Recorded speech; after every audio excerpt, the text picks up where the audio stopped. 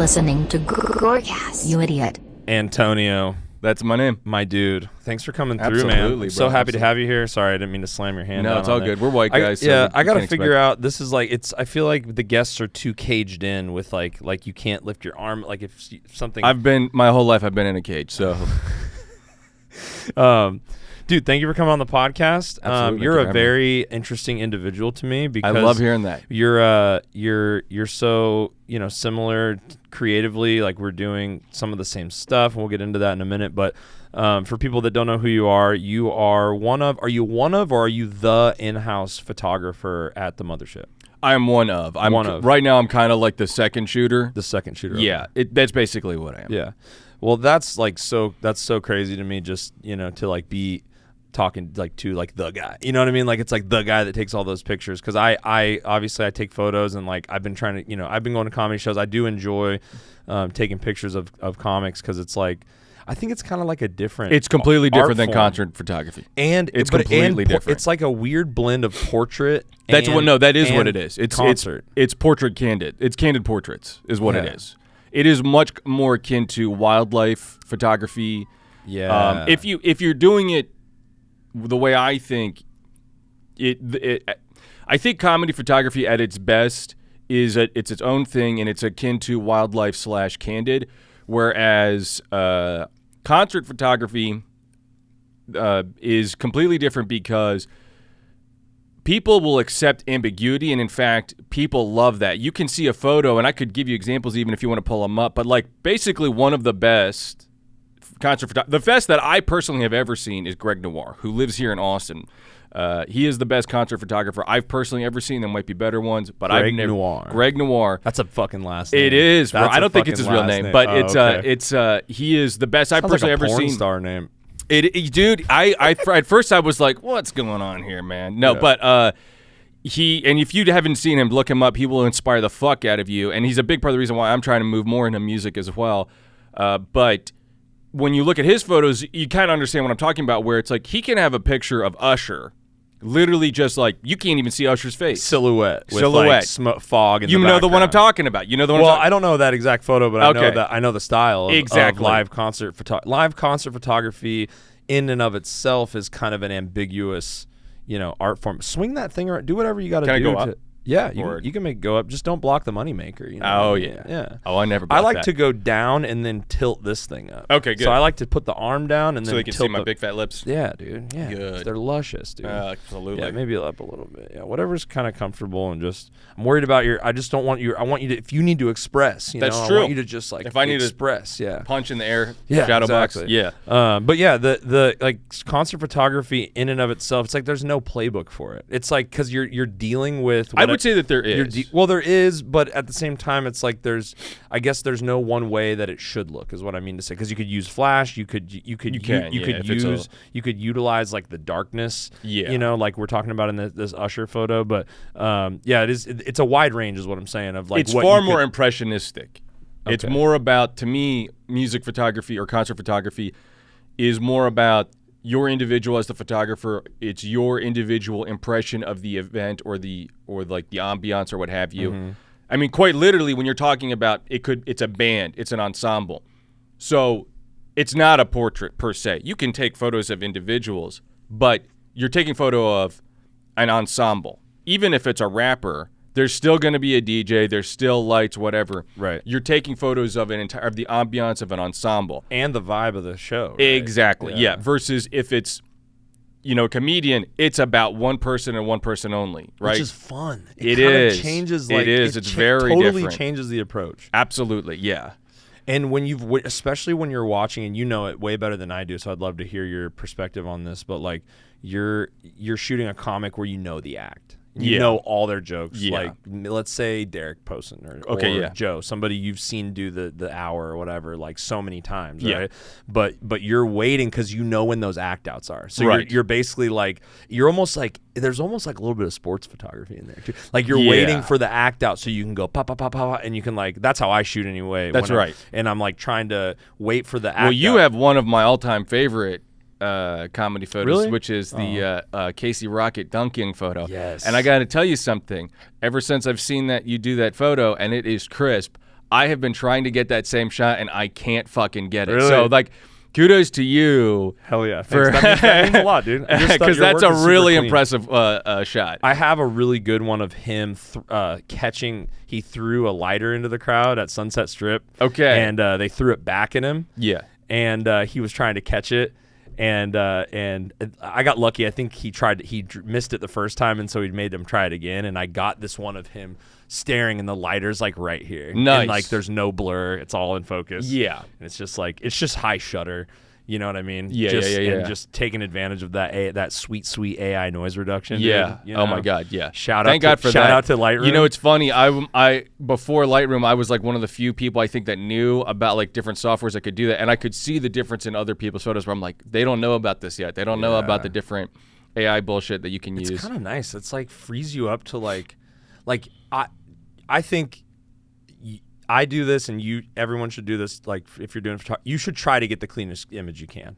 Absolutely, out of the camera. But if there's something you want to capture, you're not limited to cranking ISO now, because you can get rid of noise with the AI thing so quickly, and it just builds stacks. And it's kind of, I think a lot of purists out there would be like, you know what I mean? Actually, I would say so. I don't know how technical you guys want to get or whatever on this podcast, but let's go deep. Let's do it. Okay, so basically, some shit. For low light, I strongly encourage you to go as low of an ISO as you possibly can, and the reason for that is because you get better dynamic range. Basically, everything is better. You get more color accuracy. You have more options for the color in post when you go to change it, because let's be honest, you're going to have to change it pretty dramatically, and then the dynamic range is really the big thing. So when you're talking about small stages, there's a lot of different reasons why the lighting is really difficult and it's really hard to work with. And one of the biggest factors is the dynamic range is through the roof. So when I say dynamic range, I mean the brightest spots are way too bright and the darkest spots are way too dark. So, you know, the human eye, we can see 20 stops. The cameras that we're working with are probably 12 or 13. So that sounds like we're like 8 stops away or whatever. That sounds like it's like 8 stops. For people that don't know, is like, you know, the aperture. Sure. Basically. You're letting how much light you can let in. That's or right. Close off with your camera. And then, funny enough, the way I like to describe it is actually through decibels, through audio, because people for some reason understand that, but they don't know. But like stops work the same way decibels work, where decibels. So 2 decibels is twice as much as 1. But 3 decibels is twice as much as 2. So 4 decibels, so basically, so 3 decibels is 4 times as much as 1. It's logarithmic. That's what logarithmic is. Okay. So basically, stops are the same way. So if you think, oh, the human eye sees 20 stops and a camera sees 13, that means that the human eye is seeing something like 20 to 50 times more dynamic range than the camera is. So that's why when you go to take a photo, you're like, why doesn't it look as good? It's because your human eye can see like so much more range. We have such better low light. Absolutely. The best camera in the world is at 17, I think, right now. So you're still at like 6 times more dynamic range than the best camera in the world. So eventually it's going to get there. It'll be more and more difficult, but yeah, I'm sure something will happen. I mean, or maybe some AI camera somehow gonna like could be like shoot as good as the human eye. I mean, see in the dark as well as the human eye, dude. I guess eventually, I feel like these things, the way they work is that as you get closer and closer to reality, it gets way more difficult. Like it's like, you know, the gap between this and that was like 5 years, but then the gap between like the final, like that 1%, if you want to be that final 1%, for whatever reason, it always ends up taking like 10 more years or whatever the hell to reach that level of technology. Yeah. But basically to like wrap that part up though, is just that for low light, I recommend shooting as low, focusing on ISO, doing whatever it takes to have the lowest ISO you possibly can. And then in post, you will have way more options for really anything. What would you say your ISO is at around when you're shooting those pictures for the Mothership Instagram? So for their big stage, I'm probably between 1,000 and 12,000. For their 12,000? 1,000 and 1,200. Okay. And then for their dark stage, their little stage, I'm probably between 32 and 4,000. So that's a lot. It's pretty noisy. It's extremely dark. You're shooting on Canons, right? I shoot on Panasonic. So that one is a huge. I would really more and more. I'm like, fuck. I would like to be on a Sony or a Canon or something like that, but whatever. I got to work with. Come join the dark side, bro. It's just cheaper. Panasonics are cheaper, so I kind of got suckered in, and I do love them a lot. You can at least, if you come over to the Sony side, you can keep your lenses. You can get those Can't. adapters. No, because they don't make Panasonic. This is the thing. This is the thing about Panasonic that's a real pain in the ass, and this is something that people need to know if they're thinking about getting into this stuff. Is that the way Panasonic does it is they give you a cheap body. And then to get the lenses, good lenses, you have to spend out the fucking ass. Like how much? What's your? So the one I'm using, the lens I'm using, I took a loan from my dad after I got the job at Joe Rogan's Club because I was like, I mean, let's do this. So I spent $2,600 on this lens that I think on another camera would probably cost like $1,500 or something like that. Yeah. And it has been nothing but a huge pain in the ass because nobody sells these lenses for Panasonic. Nobody sells them.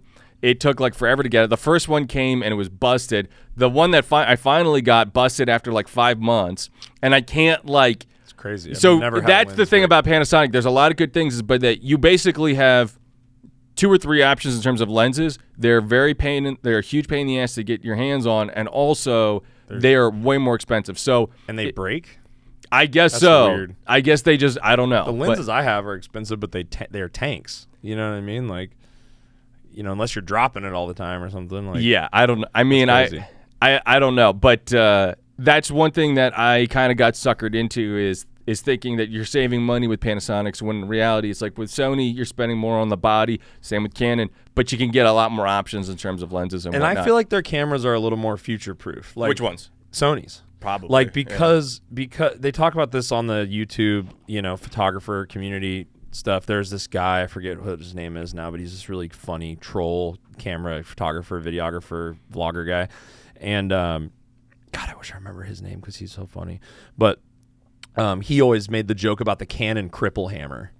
Have you ever heard of that before? No, I have not. It's like a little niche online joke, but the Canon cripple hammer is basically the idea that Canon intentionally cripples their new cameras so they'll put out like Apple does that too. The dopest new photo camera. Yeah. But they'll limit the FPS on the video. So that's a hard fact. Do you know about Magic Lantern? This is a thing that somehow people have lost or forgotten about. But I used to shoot with Canon, and back in the day, there was this crazy thing. This is really wild. This is a hard fact what you're saying. This is not like what they were doing. Conspiracy. What they were doing was, you would buy a camera. I think it was like the 7D, for example, and it would have a full frame sensor because it's cheaper for them to just print the same machine over and over again than it is to just get different sensor sizes or whatever. Right. So they would give you a full frame sensor, but software lock it so that it wouldn't be that size and make you buy a different camera to get the big one. So these geniuses... Those sons of bitches. Exactly. So these geniuses came up with this hack called Magic Lantern. And Magic Lantern, here's the first thing they did. And they're still around and they do some crazy shit. First thing they did was unlock that bullshit. So now you buy a cheaper camera. Now it was scary as hell. It's like a firmware thing? It's a firmware... so here's the scary thing is, when you would program, you're basically, cracking your... Jailbreaking. You're jailbreaking it. So there's always that split second where you're like, is this thing going to boot back on? Because sometimes people would brick their phone or brick their cameras or what have you. But here's a bunch of things that happen with Magic Lantern, and this is kind of proof that open source is always better. First thing they did is that. Second thing they did is introduce all these features that did not exist before. So, for example, the zebra stripes, that's them. They invented that.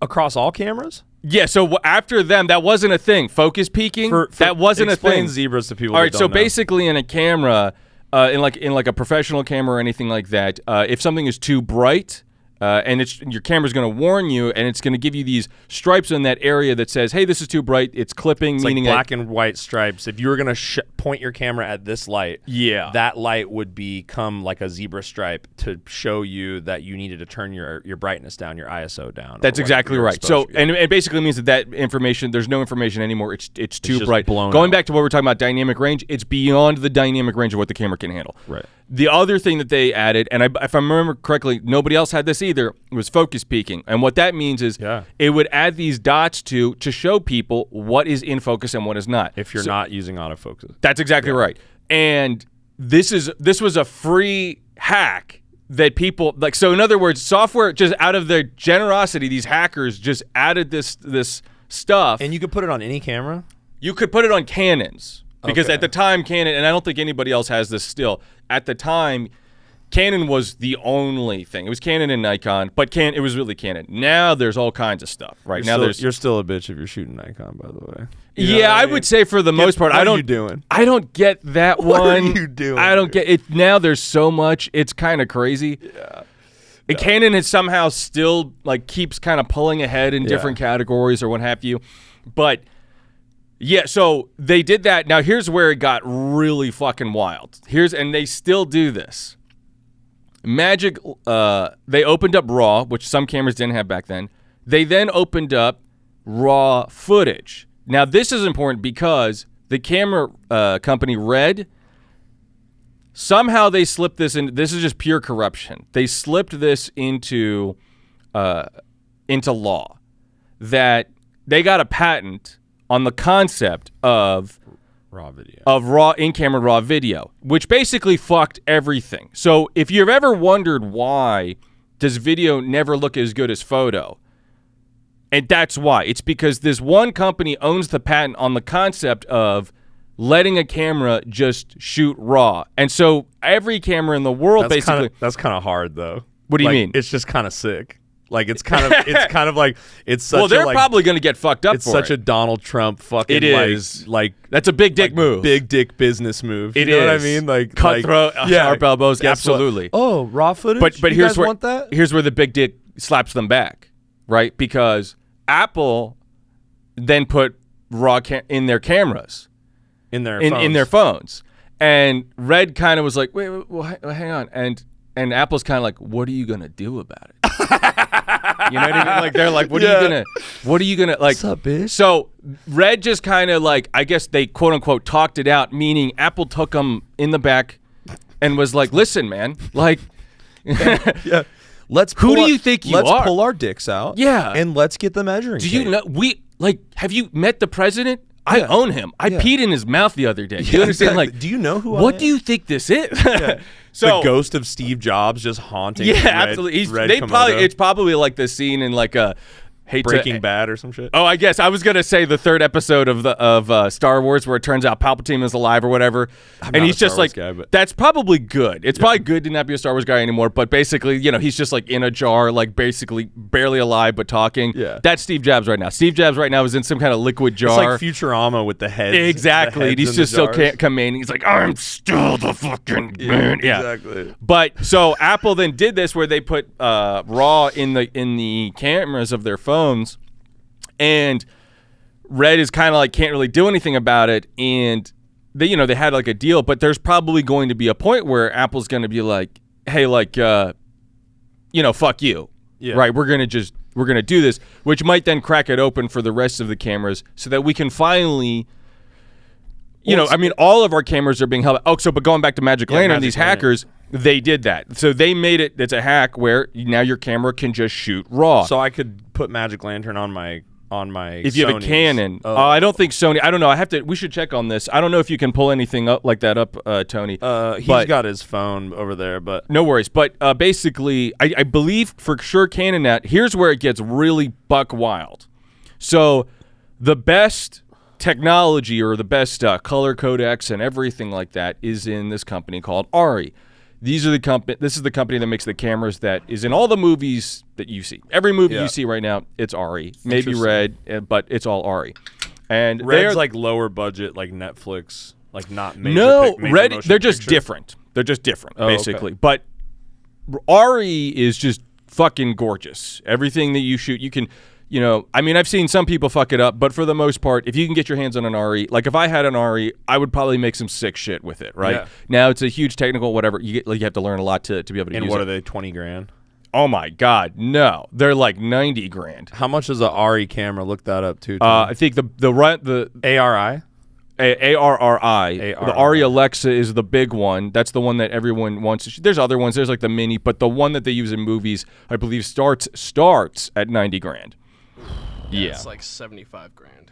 Okay, for the ARRI Alexa? Yeah. Okay, yeah. Holy fuck. Yeah. Dude. But I don't think I think it goes up from there. So that's more expensive. There's another one that's like 93. That's like that's like 3 or 4 of my car, dude. Yeah. Yeah. Now here's the crazy thing about them though versus other companies. There are people that have like the first Ari and they have been shooting with it for 10 years because that's how fucking good these cameras are, is that people will pay whatever price to get it because you just only have one camera that you need for like a decade or more. So how does that come back to the Magic Lantern stuff? Okay, so the reason why Ari, at the end of the day, the technology for the sensor can only be so good or whatever, right? But the software, there's a lot that goes into it, but that's more or less the ticket. How do you actually perceive color? How do you actually perceive light or whatever? Yeah. Ari has the best. They have the best color science. Red probably has one of the best too. What these hackers did was they more or less made they can't take that one exactly, but they more or less made that exact same thing. Yeah. And now you can put it on a Canon, but here's where it gets really wild. You can take that software, you can take the Magic Lantern software, and you can put it on an old camera, like one of those snap and shoots, and you can put it on them that are like, buy it off of eBay, $50, $100. Those are coming back now. They are, but this is what I'm saying is, you can take that $90,000 camera and you can get 90% of the way there with this $50, $100. Yes, you can. With the software? Yes. That's wild. There's a lot more that goes into it, but the heart of it, for free, you can put on like a $50 or a $100 camera. That's wild. Yeah. I know that like some hackers of the rule. Yeah, dude. I know some of the colors. God bless these nerds, dude, out here just fucking digging into camera. Yeah, bro. Shit. Those are big dick nerds. I think I'm a camera nerd, and then you think about these fucking hacker people that are like hacking the mainframe of these camera bodies. Yeah. Dude, I remember like when I first got my Sony, because the whole thing was like Sony's the better camera objectively than Canon, but the color science is not as good. Canon is way better. Yeah, the color science in Canon is way better. So similar to these Magic Lantern guys, I forget what this guy's name was. It was just some dude who had a forum, but it got passed around through Peter McKinnon and all the YouTubers and stuff. I guess it doesn't affect Peter, but all the Sony guys. And there's literally like settings that you can buy because Sony has what's called picture profiles where you can basically change the color science to do different things. And, one of those picture profiles is the log profile where you're shooting flat, which is like the closest to RAW that you can get on a regular DSLR camera. But they basically fine-tuned like the gamma settings and the black gamma settings and like all these different settings so you could get the Canon color science and type in these things into your picture because you can customize your picture profile and with all these settings. So it's like another situation where nerds kind of fucking came through. You know what I mean? I do something similar for my Panasonic that brings it as close as my camera can get to that $90,000 camera. Yeah, exactly. Yeah. So let's go back a minute, if you're down, because that was a hot fucking bro. My nipples are hard, dude. I'm excited. I get so hard about camera stuff, dude. Me too. Oh my god, and it's like it's like only every once in a while you can really get into it with somebody, especially with photographers, because with video you do kind of run into more video because we have to like work with each other or what have you. But photographers are such a lonely and isolated. It can be. And it's very frustrating that more photographers don't meet and hang out or whatever. I've always said this too, is like they should have never allowed me to have a camera because I'm not your typical. We can always take it away. I'm not. Yeah, I know, right? I'm not. The reason I say that is because like I've owned small businesses and done business dealings, and I'm a sales guy. I'm a fucking networker. Okay, and I'm a people person. And you're scaring me. And most of you're really. Well, I'm just saying that most of those photographer guys don't. You have that gene too. A little bit, yeah. Not a little bit, yeah. But I got you. You definitely do. And most photographers, like we're not your traditional. In general, most artists are very afraid of that pigeon-toed, long hair over the eye. Like I'm a photographer, I'm a creative. Like we're not those guys. And Can I tell you, I was a lot more like that before I started doing comedy. Really? I was a lot more like that. Yeah. I didn't post any of my photos. Really? Or any of that stuff. I actually didn't think of myself as a photographer. Yeah. Before I started doing stand-up. Interesting. Which is a really weird thing. So that's basically like a year and a half ago.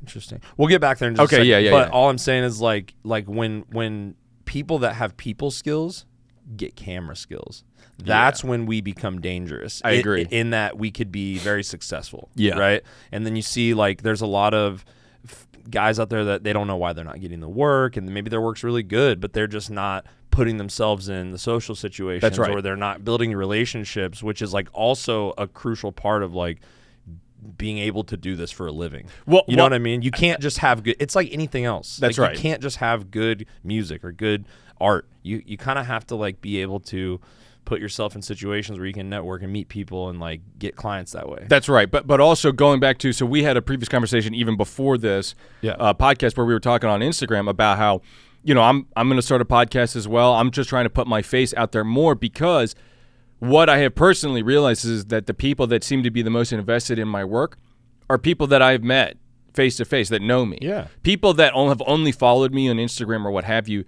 seem to not really care about anything I do. Yeah. And over time, what I've come to the conclusion is that people genuinely, they really just care about the person. Yeah. They don't care. The work is important, but they care more about the person. The work's like a bonus. Yeah. Right? Like any of these cameras, you know, two things about them. You're going to be able to take a halfway decent photo. Yeah, you don't have to. This is probably something we should really say to people that are photographers or whatever. You do not have to know any of the shit we just said. No. The technical, you do not have to be a nerd at all. This is actually part of our mental illness. Exactly. This is knowing all that stuff and giving a shit about any I'm of just that, trying to we're protect mentally ill. myself from my own trauma, from realizing. Well, it's just like we've invested. What if we just turn this into a white girl podcast? What if right now, all of a sudden, it just comes like trauma dumping? Let's do it. Into it now. I don't care what this is. That's the beautiful wanna? thing about my podcast. No, but seriously, I got some trauma to dump on you.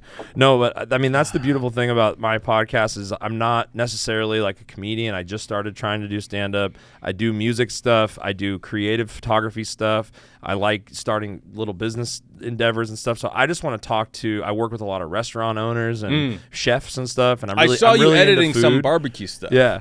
And so I'm really into food and stuff. And so like, this is my podcast for me to explore my interests through through conversation, and it's like I don't have any pressure to be funny, to be informative, to be professional, to be whatever. I'm just bringing on people that I want to talk to that I'm like super interested in. You know what I mean? And so that kind of we could turn this into a white girl podcast if we want. But like that's it's a nice freedom, and that's what I've been. You know.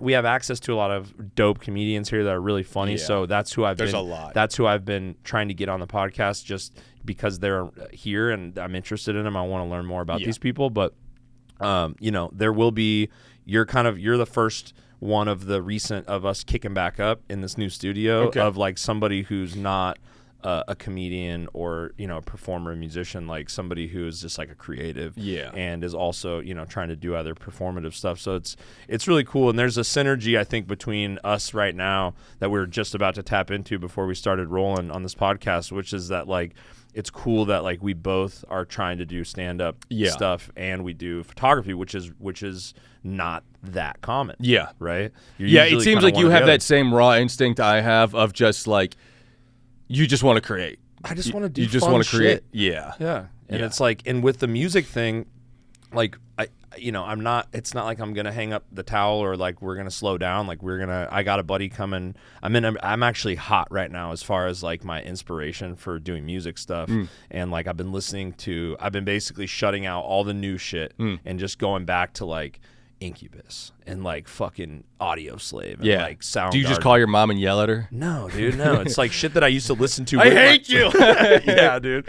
No, that's actually a big issue for me with my artistic ability is that my parents were far too loving and supportive. That can hinder the art. And so I'm like, geez, Mom, you couldn't have been more of a piece of shit. What our generation has so I can't have more fucking creative juice. Come on, Dad, you had to take me to school every day. Like, what the fuck, Dad? Well, we can just and we can just traumatize the fuck out of ourselves with the internet, right? We can just watch beheadings. Yeah. We can just at any moment, if you're like, man, I'm just not feeling creative. I'm feeling too great. Yeah. I'm just like, life is too good. You can right now just watch a guy get his head cut off. You can watch somebody eat a person. And just kind of bring you back down to earth, you know? Yeah. Just kind of remind you that you're human. But legit, I think that, if I'm not mistaken, that's something that Tyler, the Creator, actually said is that, if I'm not mistaken, that he said like his life was perfect. He lived in a suburb and all of that. The reason why he's so fucked up and why his energy is so fucked up is because of the internet. And that's it. It's just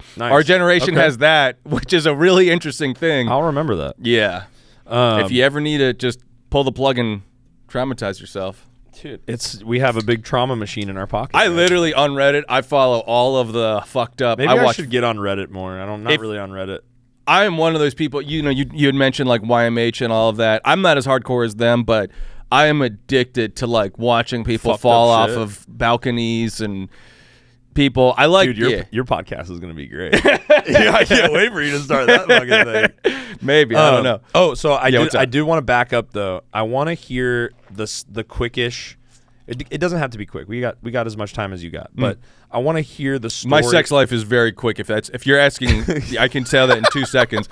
Yeah. No, I want to hear the story about how you picked up a camera. Yeah. And then fast forwarding quickly through your kind of creative journey, getting on your feet as like a full timer. Yeah. And like when that shift happened, and then up to where we are now, shooting, being one of the main guys at the best comedy club in the world. Yeah. Which is like, that to me is like so sick. Like just you know what I mean? Just I appreciate it. Well, and it's like not even to, stroke you or whatever, but it's just like, that is the kind of stuff that I want to highlight here. Can I tell you, stroke away, because believe it or not, I don't get a lot of stroking about that. You should, man. Because, I should get stroked a little more. You should get stroked. I think I should be stroked. I should have to tone down. I should tell people to tone down the stroke. I think, to me, that's how I envision my life. I think it comes back to what you said about putting yourself out there more. Could be. There's not as much of a face to the name, right? Oh, absolutely. You know what I mean? So it's you think if I put my face out, more people will stroke me more? Yeah. I think that makes sense. You got a nice face. I do got a nice face, and if the man. cock matches the face, then it we're in doesn't. business. Unfortunately, damn it, it doesn't. It doesn't have like a nice little stubble. That would be nice little cute. beard. That would be cute. Short but hair. Nah, man. I am a face game only. Really? I'm a face game. This is the moneymaker. The That's cash it, register man. right here. It's all about the face. Some biceps. Throwing some biceps. You're pretty ripped. What's the workout regimen? I work out almost exclusively just to feel good and for health. Yeah, same. And yeah, I mean, I've been. You must eat good though. You must eat. I think so too. I mean, this has been my lifestyle for my entire life.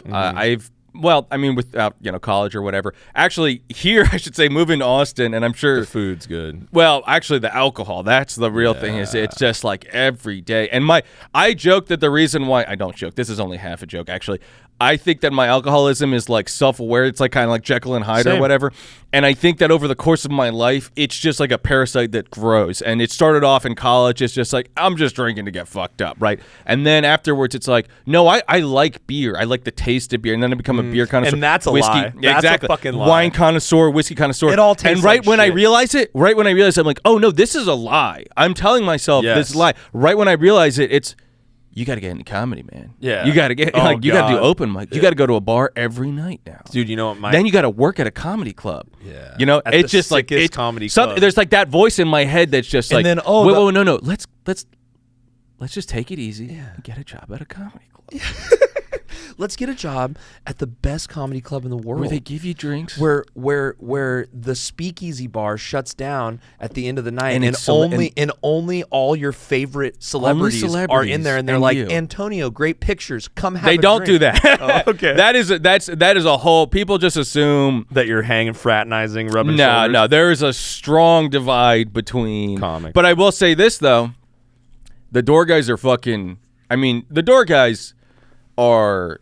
Not only are they incredible comedians, but a lot of them are going to be famous. Yeah. So there is like in your head, you're like, I don't know who's gonna be hugely famous, but it could happen overnight. All of them could, it will be. Yeah, probably. absolutely, because they're all working hard enough. They're all extremely talented. Are we good, Tony? Yeah, we're good. Okay. The other thing about watching the door guys that's fascinating, and this is a really important thing for comics is so we're almost at 6 months.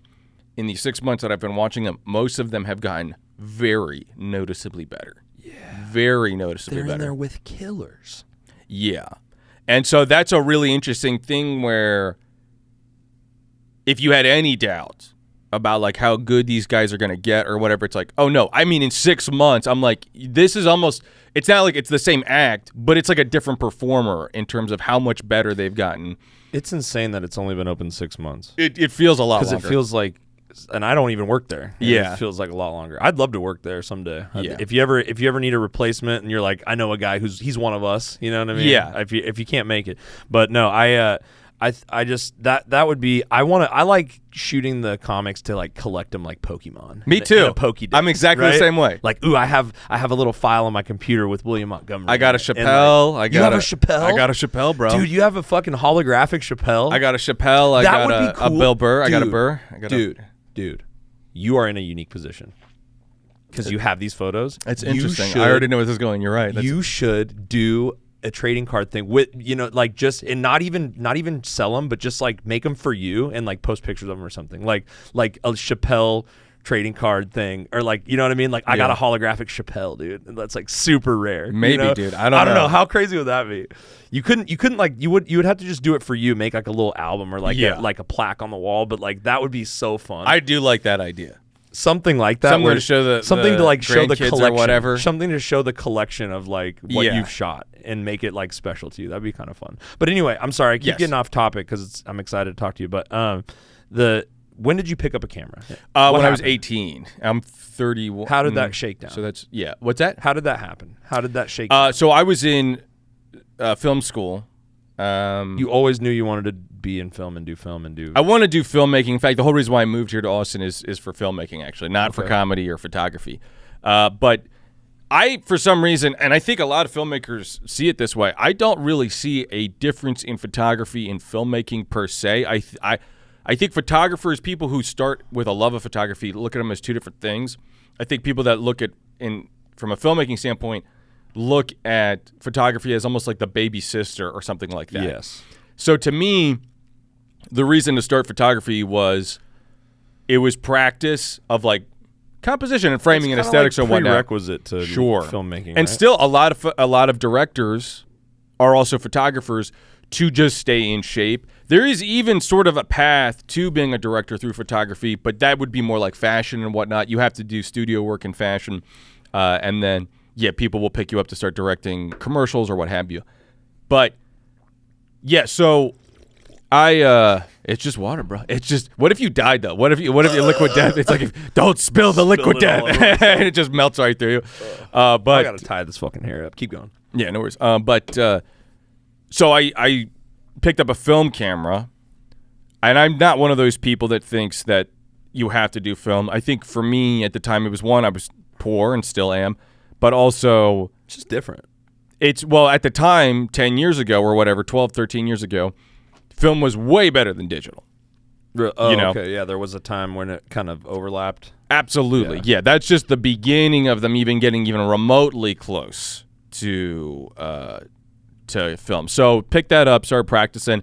It's funny because when I picked it up and almost immediately everybody loved my photos. When I was in college at Temple University, I had something like, this was a big thing back then with Facebook. People aren't going to really get this anymore, but back in the day, one of the big things about being a photographer was people changing their profile picture to your photo. And that was a big ego thing. Portrait you took of them. Yeah, could be a portrait or whatever. That's photo. Still kind of a thing. It still is. And so I'm trying to get back to where I was in college. In college, I had something like, I believe my record was I had 43 friends or people that I had known that their profile picture on Facebook was my picture. Nice. What's funny, though, is looking back at those photos, very few of them were good. It's interesting, though, because also back then the technology it wasn't as good. Right. Photography just wasn't as good. Well, composition's composition. Exactly. So, I've actually even tried to go back and see if, can I fix them or make them look better? Some of them you can. One thing I will say is this. I still believe that it takes about 1,500 photos to get one truly good photo. I completely agree. I shoot like a mass murderer. Yeah. So, and what I've noticed with film and all of that is that it still averages out to about 1 in 1,500. So if I was to look at myself back then, it probably was a similar average. Mm-hmm. I do think photography is just like any other art form where, and this is why I tell people you don't necessarily need the technical skills per se, because it is one of those things where some people got it and some people don't. It's a very strange thing. Yeah, I also, part of me thinks I strongly feel that if I had a solid 7 hours with somebody, with most people, and they were genuinely interested, I could teach you to be a killer. I wonder that too. Because if I could just teach you white balance, exposure, because I think that like the technical shit, like for instance what we were just talking about, and like trying to describe in mathematic detail the whole f-stop thing to somebody, like I had to basically remove all of that stuff to start learning photography. Like there's a lot of stuff that I don't know technically, right? But I just know how it works. Right. And I think that to me was like a big, like when I get wrapped up in like, oh God, like 2 stops is 1 and 1 is 3 and you know what I mean? Like then I'm like, I can't do this, right? But like no matter what it is, if it starts getting too, when I get wrapped up in the why, and with photography, I feel like for me, it was important to everybody learns differently. Yeah. Everybody's brain's wired different. But for me, when I was like quickly, I was like, I'm going to stop asking why. I'm going to stop asking why does the f-stop matter? Yeah. Like just learn that the lower number means lighter image and the darker number means, or darker image is a higher number. Yeah. And like just learn that. And then like if you could just strip everything down to the bare bones, you could just teach somebody how to expose an image and how to, not shoot at your eye level, right? And then how to adjust your white balance and your tint. And I feel like you could be producing bangers in a day. Sure, I would actually go further and say that understanding the medium and the philosophical component of photography is probably even more important. Which is that there's a bunch of misnomers about photography. So first and foremost, photography does not. Just like every art form, it does not mimic reality, it mimics perception. Your goal should not be to be accurate or to be real. You are trying to recreate perception. How you see something. Exactly. So, for example, one thing people think photography is a 2-dimensional art form. It is not. It is 4-dimensional just like anything else. 4-dimensional being the 3 dimensions and time, right? The fourth dimension is time. For some reason with video and filmmaking, that is baked into it. Well, not for some reason, because there's time involved, right? There is a perception of time. And that's really the key is you have to focus exclusively on perception, not on reality. So with filmmaking, that is kind of baked in. You're showing a passage of time. What is very strange about photography is there is a dichotomy where people understand time, but they don't associate that time is a component when they're going to create it. You hear people talk about this, well, oh, you got the right moment. Oh, that's a great moment, or whatever. The moment, it's all a big part of photography. I told you, you have one of my favorite comedy photos I've ever seen. By the way, dude. That means a lot. I really like your work, so that means a lot. Thank you. But what was it is you got the moment, and if I've tried to get that moment and I still can't do it. So what is that, though? It's time. Right? People like those edits I've done, the Photoshop edits where it's like a blurry or whatever. What am I doing? I'm recreating a sense of time, right? Mm-hmm. This is why motion blur isn't necessarily bad or any of that. Everything, so this is what I mean is everything you are doing in photography should be about dimensionality, 3 dimensions, right? So something in the foreground, something in the middle ground, something in the background. You are creating the perception of 3 dimensions. Then it's time. You're encapsulating a time. It could be an encapsulation, or more specifically, so for example, there's a photographer here that shoots for Paramount, and she is one of the greatest I personally ever seen, and whatever. And a big part of why I love her work is because this is getting deep into the finesse, because that's really the difference. Is if you want to be the great, it's all about the finesse. But she has a way of finessing the edit so that it creates this perception of, you can basically take a photo that does one or two things. You can have a photo that feels like an instant, and you can have a photo that feels more like a moment. If you use a flash, what's the difference with that? If you use a flash or a high shutter speed, it feels more like an instant. So, for example, if somebody is throwing a baseball, and that baseball it's a high shutter speed, so it looks crisp, it doesn't look motion blurred, it doesn't look formed, that's an instant. There's nothing necessarily wrong with that, because you're showing a perception of time that you as a human might not be able to get. But it might have less feeling. Sure. Than right. As if the but ball a moment, an instant could be what?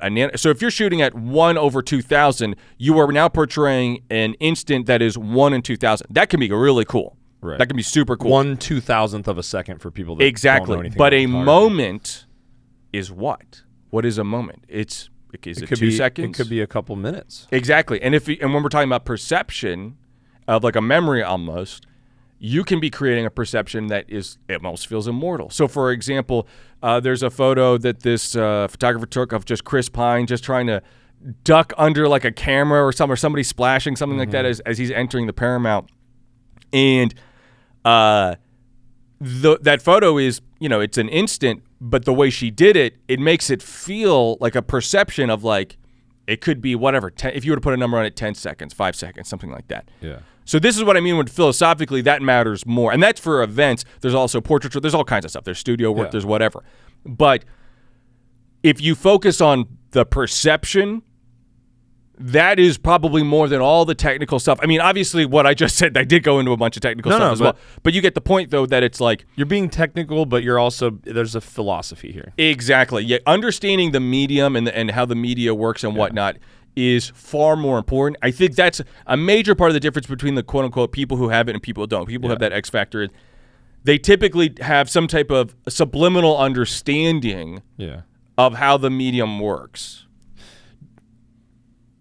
I don't know. It's also like, it almost seems like it's like anything else too, and I don't know if I can accurately put this into words, but it's like the reason you're doing it seems to matter. Yes. Like, if you're doing it because you think, like, like when people are trying to pick, I didn't go to college really, so, when people are like trying to pick, like, I'm going to do this because this sounds like a fun career. You know what I mean? And so they pick a path and they go down it. Sometimes that path is photography and they go to college for photography. And a lot of those people don't really end up, having a career in photography. Yeah. You know what I mean? Like, yeah. And they end up, maybe they find a career in filmmaking, or they find a career like an adjacent career. They become a PR person, or they're in, whatever, an agent or whatever, or they work in a studio as a tech or something. But casting couches. But they're not like a fucking pro photographer that people are paying just for their work. You know what I mean? And so, but then again, you get people like maybe you or maybe myself that you get into it and you kind of figure out that you love it. Yeah. And then you're like, and it seems like a lot of the times those people have more of an eye when it's like when the why. That is a component in talent. Like when the why you got into it comes into play a little bit. You know what I mean? Whether it's like. And I feel like it's like that with anything. Like if you get into it because you think it's going to be an easy job, or you think it's going to be like, it sounds like a fun thing to do for a career, like then you might not have the sauce or develop the sauce because you're not like, doing it for the love of the game. You know what I mean? Yeah. And I want to go back to one thing you said too. Right. You said as soon as you picked up your camera, everybody loved your shit. Pretty much, This is a problem with a lot of that I've been talking about regularly here on the podcast and with other people, but this is an issue for me with a lot of the art things, like a lot of the different art forms out there. And to bring it back to stand-up is why I love stand-up so much, because with music, from the first show I ever played to photography, to the first pictures I ever took, video, same thing. It's mom, dad, uncle, aunt, grandma, friends. It's good job. Participation trophy. Right. It comes down. You don't know when you're bombing. Yes. In other art forms. Comes back, that's right. It comes back to the macaroni painting that you did when you were in second grade. That's right. You know what I mean? You did it, so it's special to people, and it's like you're always going to have people kind of stroking you that you did good job. And it's up to you to kind of figure out, the pain of other art forms is different because it's the pain of questioning if you're actually good at this. Yeah. It's a slow burn versus in comedy, it is a hammer to the face. Yeah, it is. And we suck. I suck. I don't know. I think you're great, but Thank you know you. what I mean? It's like, I just mean like, for a long time you suck is what I'm trying to say. Absolutely. Like, you have to grind. It's going to be a while until I feel like I'm halfway decent. I will say the confirmation, and this is what you got to look for in the I don't remember who. There's some investor or whoever that's like one of the greatest investors of all time, and this is something that everybody needs to just really hammer into their heads, which is that it is extremely difficult to get accurate feedback, even when you beg for it, even when you pay people, no matter what. It is extremely difficult. Yeah. So you have to look for the tangibles. A big part of their thing back then is, this is why I was so proud of that Facebook thing, is that that's a tangible. That's not a thanks, man. They like that. So you want to get pizza? And they want that photo to represent who they are. Absolutely, online. exactly. But it's no, that's me. Yeah. I want or when people would ask me, they'd say, "Hey, man, can you take a photo of me?" Yeah. And then whatever. That's what you're looking for. If people aren't doing that to you, and also in all other art forms. So in comedy, there's a lot of everybody should do comedy because it makes all the other art forms make sense. I wish I had done comedy 10 years ago because it makes everything. There are a lot of weird things about comedy that are just like the other art forms that are weird, and we can get into that. But for me, God, I wish I had done it 10 years ago or whatever because it just explains every other fucking art it's form. Humbling. It's very humbling. It makes you reassess your other art, and you're almost like, in a way, it seems like if you're not true to what you're trying to say in comedy, it doesn't work, right? Yeah. And so, like, even if it's just completely bullshit, I'm not saying it has to be like a true story or whatever, but if you don't believe in it internally, then it's like it's not going to work. Yeah. And you're not going to deliver it confidently. And I'm speaking out of turn here a little bit because I don't really know shit. I've been doing this at open mics, Neither do I, dude. I mean, it's funny. So for 6 months, so it's like this. I'm learning this stuff in real time and trying to put it into words. But that's also why comedy is interesting. Is that so? I think you had said something to me about how it's like I look really comfortable on stage. I've only been doing comedy for a year and a half. Yeah, you look and sound very comfortable. Thank you, I appreciate it. But you got to remember that it's like most of the almost every other day, I'm going into a job and I'm taking photos of a man who has quite literally started comedy 1992 when I was born. Right. That's just one. That's Joe Rogan.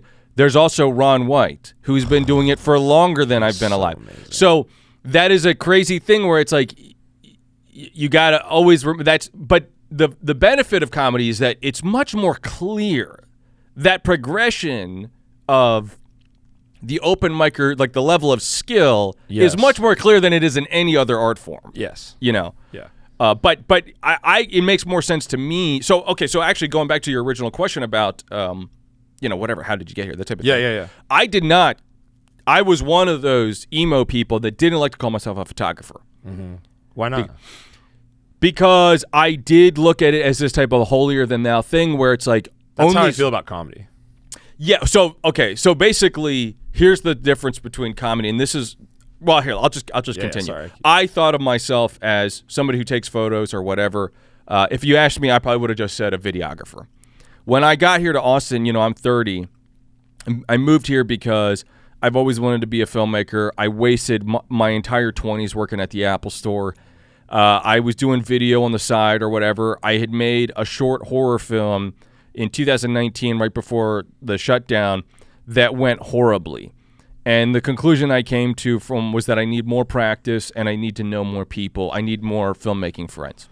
So you need a team to make a good film. In general, you just need to be in it. You need more practice. You need to be in it and what have you. And that's still my goal. I still haven't really figured out the filmmaking scene here in Austin. But I would have told you that I wouldn't even said I was a filmmaker or anything like that. I would have just said I do this. Camera. Sure, or whatever. And that's how most people are. Most people will not tell you they're a painter. Most people, no matter how good they are, because they think of themselves, people will say this, if you write every day, you're a writer, whatever. And I think people think of that as a pretentious, douchey thing. No, that is what it is. Okay, you don't think about it, but you're an eater. You're a shitter. Yeah. You do these things. You eat every day, you shit every day, you're a sleeper or whatever. If you do something every day or if you do something enough, you are that thing. In comedy, for the most part, you'll hear professional comedians shit on open micers or whatever. There's not really that. You do open mics, you are a comic. Okay?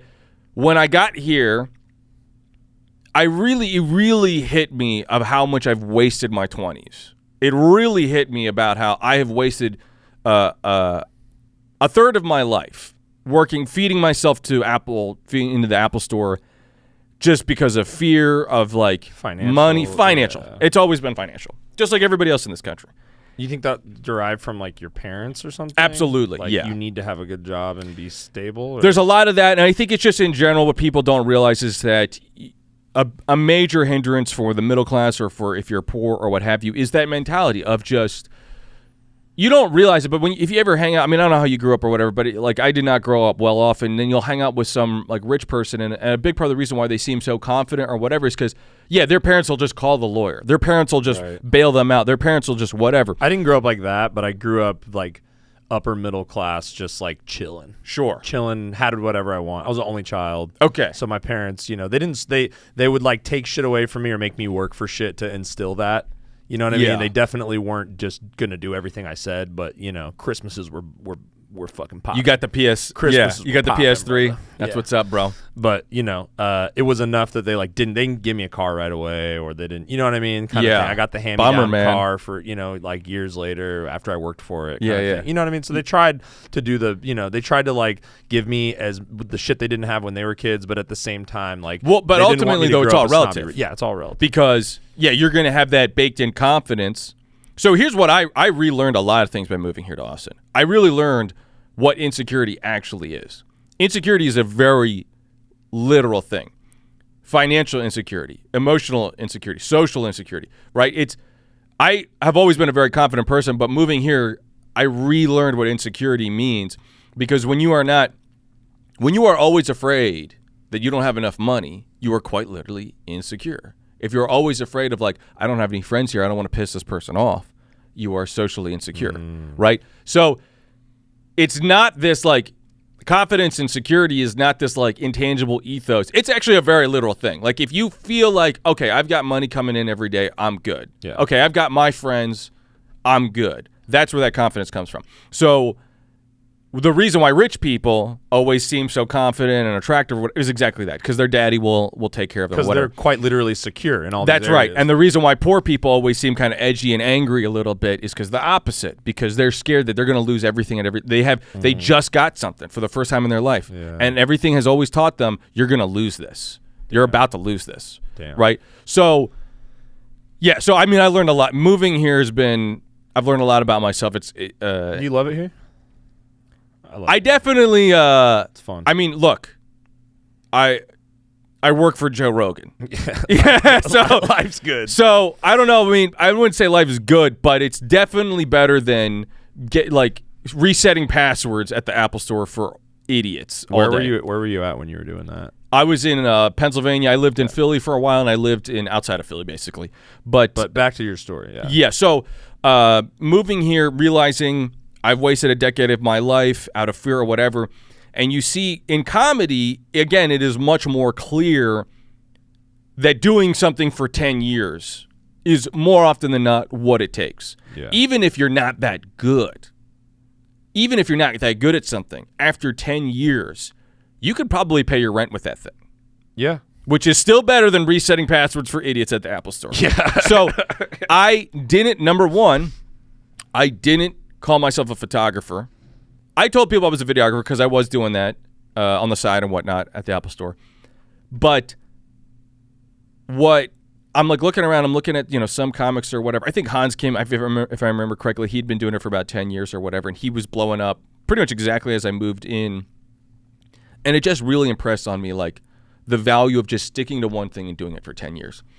And somewhere along the line, I think what happened was there's two things that happen at the same time. One is in comedy, most comics, they just refer to you as a comic, even if you're doing open mics, even if you're not getting paid, even if you're driving 40 minutes and paying $5. It's a mutual respect thing, I think. Which is the way everybody should do it. And I'll explain more in a moment. Never abandon that. Never abandon the identity component. So I start bringing my camera, because I'm a videographer, to film my sets. Because I'm like, might as well if I'm going to record them anyway. Then I'm just hanging out, and I'm like, might as well take photos of these people. And I did it at one here called Snail Haven in this guy's backyard, and these other open micers just flipped the fuck out. They were like, these are amazing. Like, they just were so happy. Nice. They loved it. So I'm like, okay, well, I'm already hanging out at these open mics. I might as well keep doing that.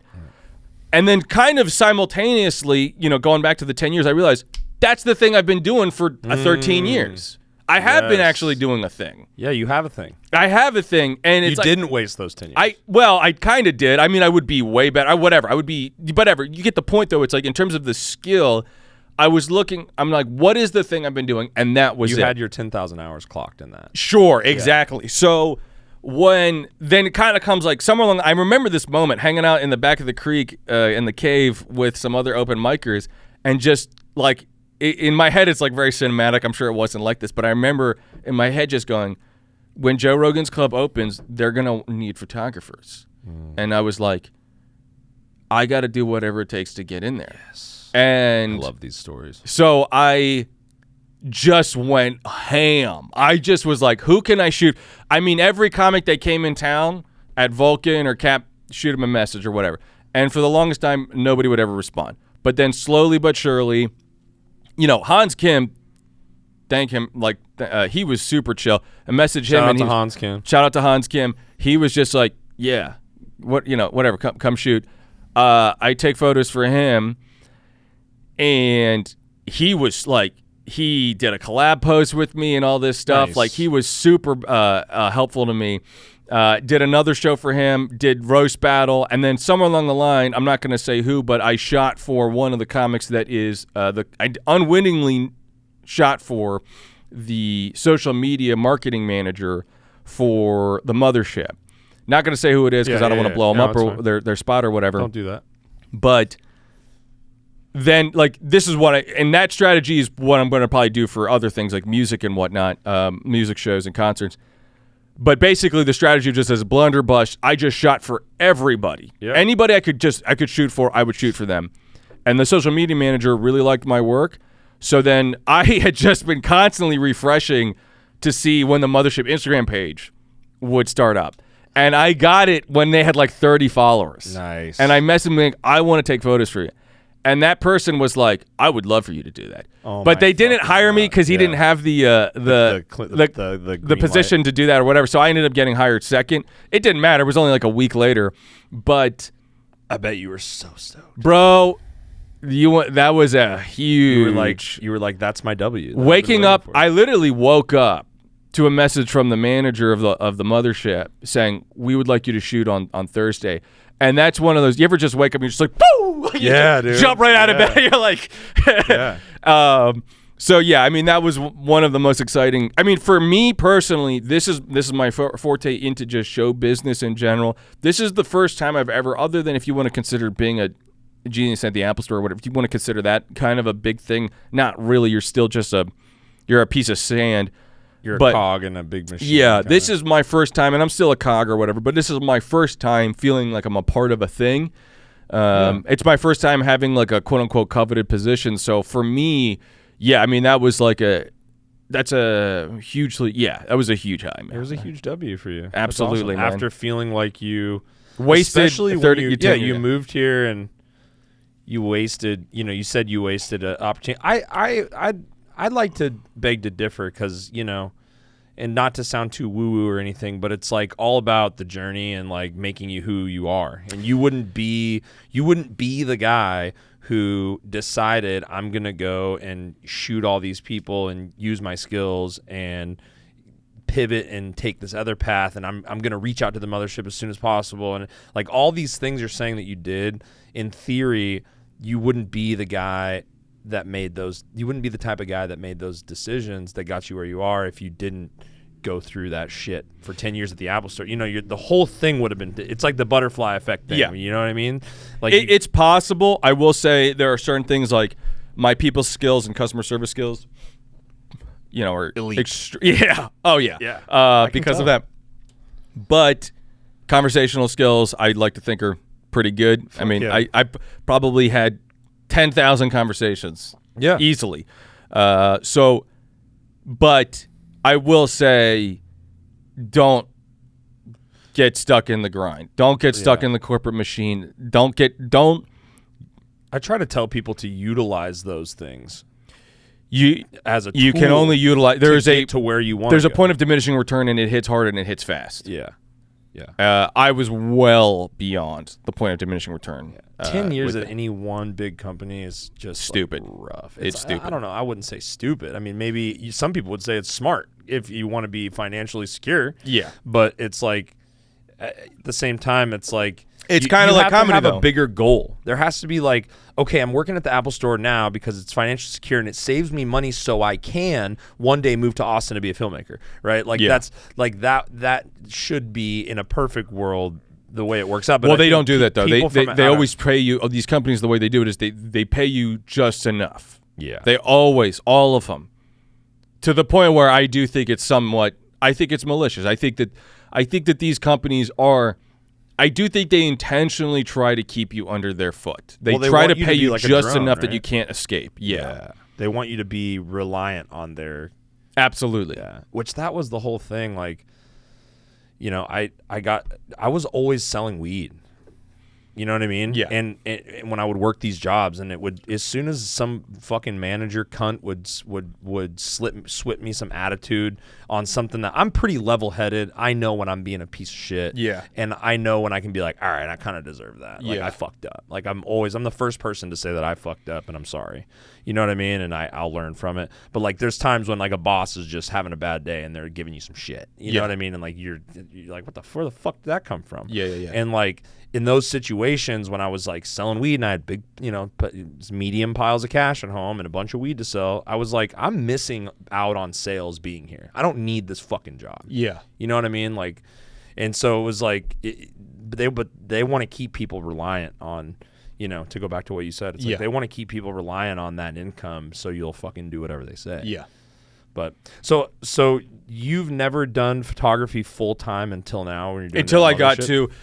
So going back to the whole comedy thing is when people just say, "Oh, you're a comic," then simultaneously I just started telling people I'm a photographer because it's the same logic. It's like, "Oh, I've been doing this for 10 years."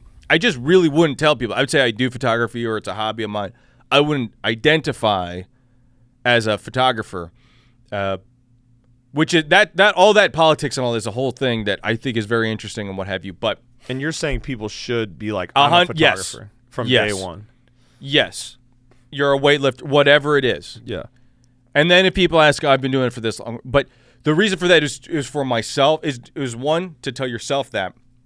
And number two, to tell other people. Because telling people you're a photographer, telling people you're a videographer, telling people all that, people go, oh, I need that. Yeah. Oh, that's funny because I actually need a photographer or what have you. Yeah. So...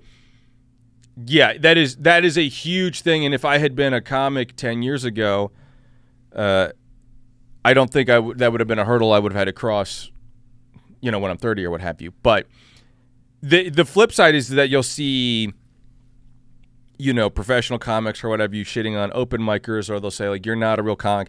Anybody says that I've never seen that. Huh? I feel like I've never seen that. Probably not yet, but you will. Okay. But people that say that you're not a real whatever. Or any gatekeeping bullshit, don't do that.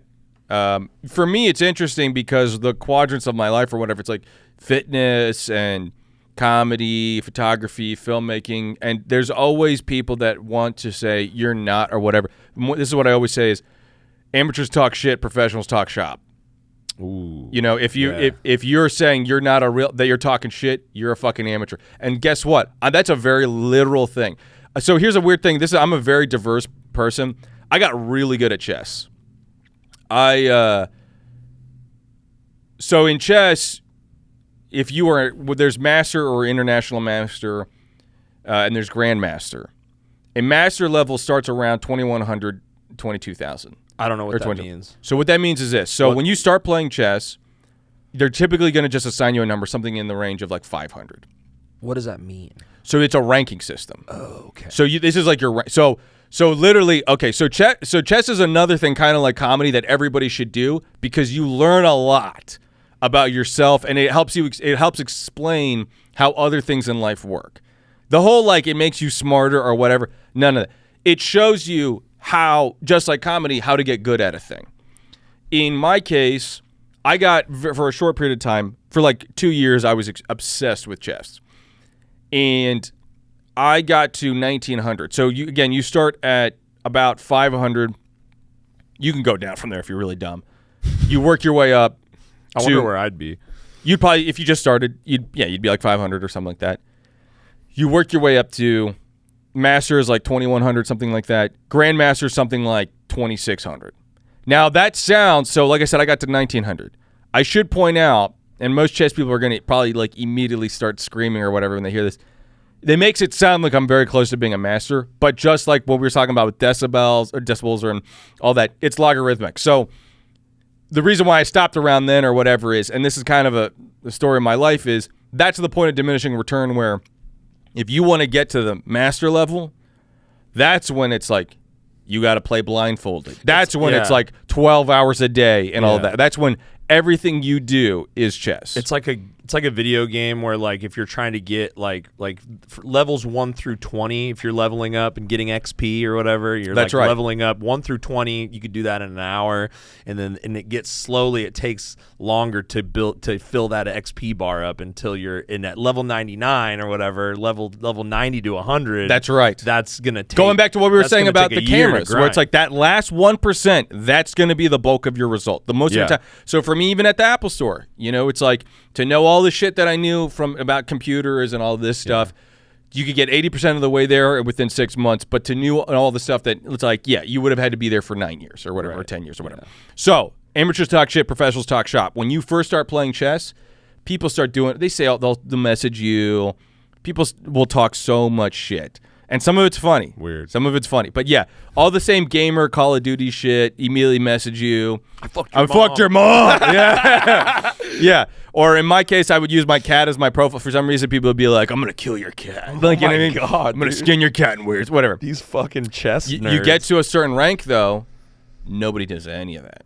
It's all business. And at a certain point, it's like, you rematch. And then they'll message you and be like, when you did that. C1, too. Exactly. I was like, very smart. Whatever. At a certain point, the shit talking stops and people only talk about shop. Yeah. And that's when you know when you're surrounded by amateurs versus pros. If people are talking shit, they are amateurs. Nobody at the mothership probably is talking shit. There are pros that talk shit or whatever. I would say that in their own way, they are kind of amateurs or what have you.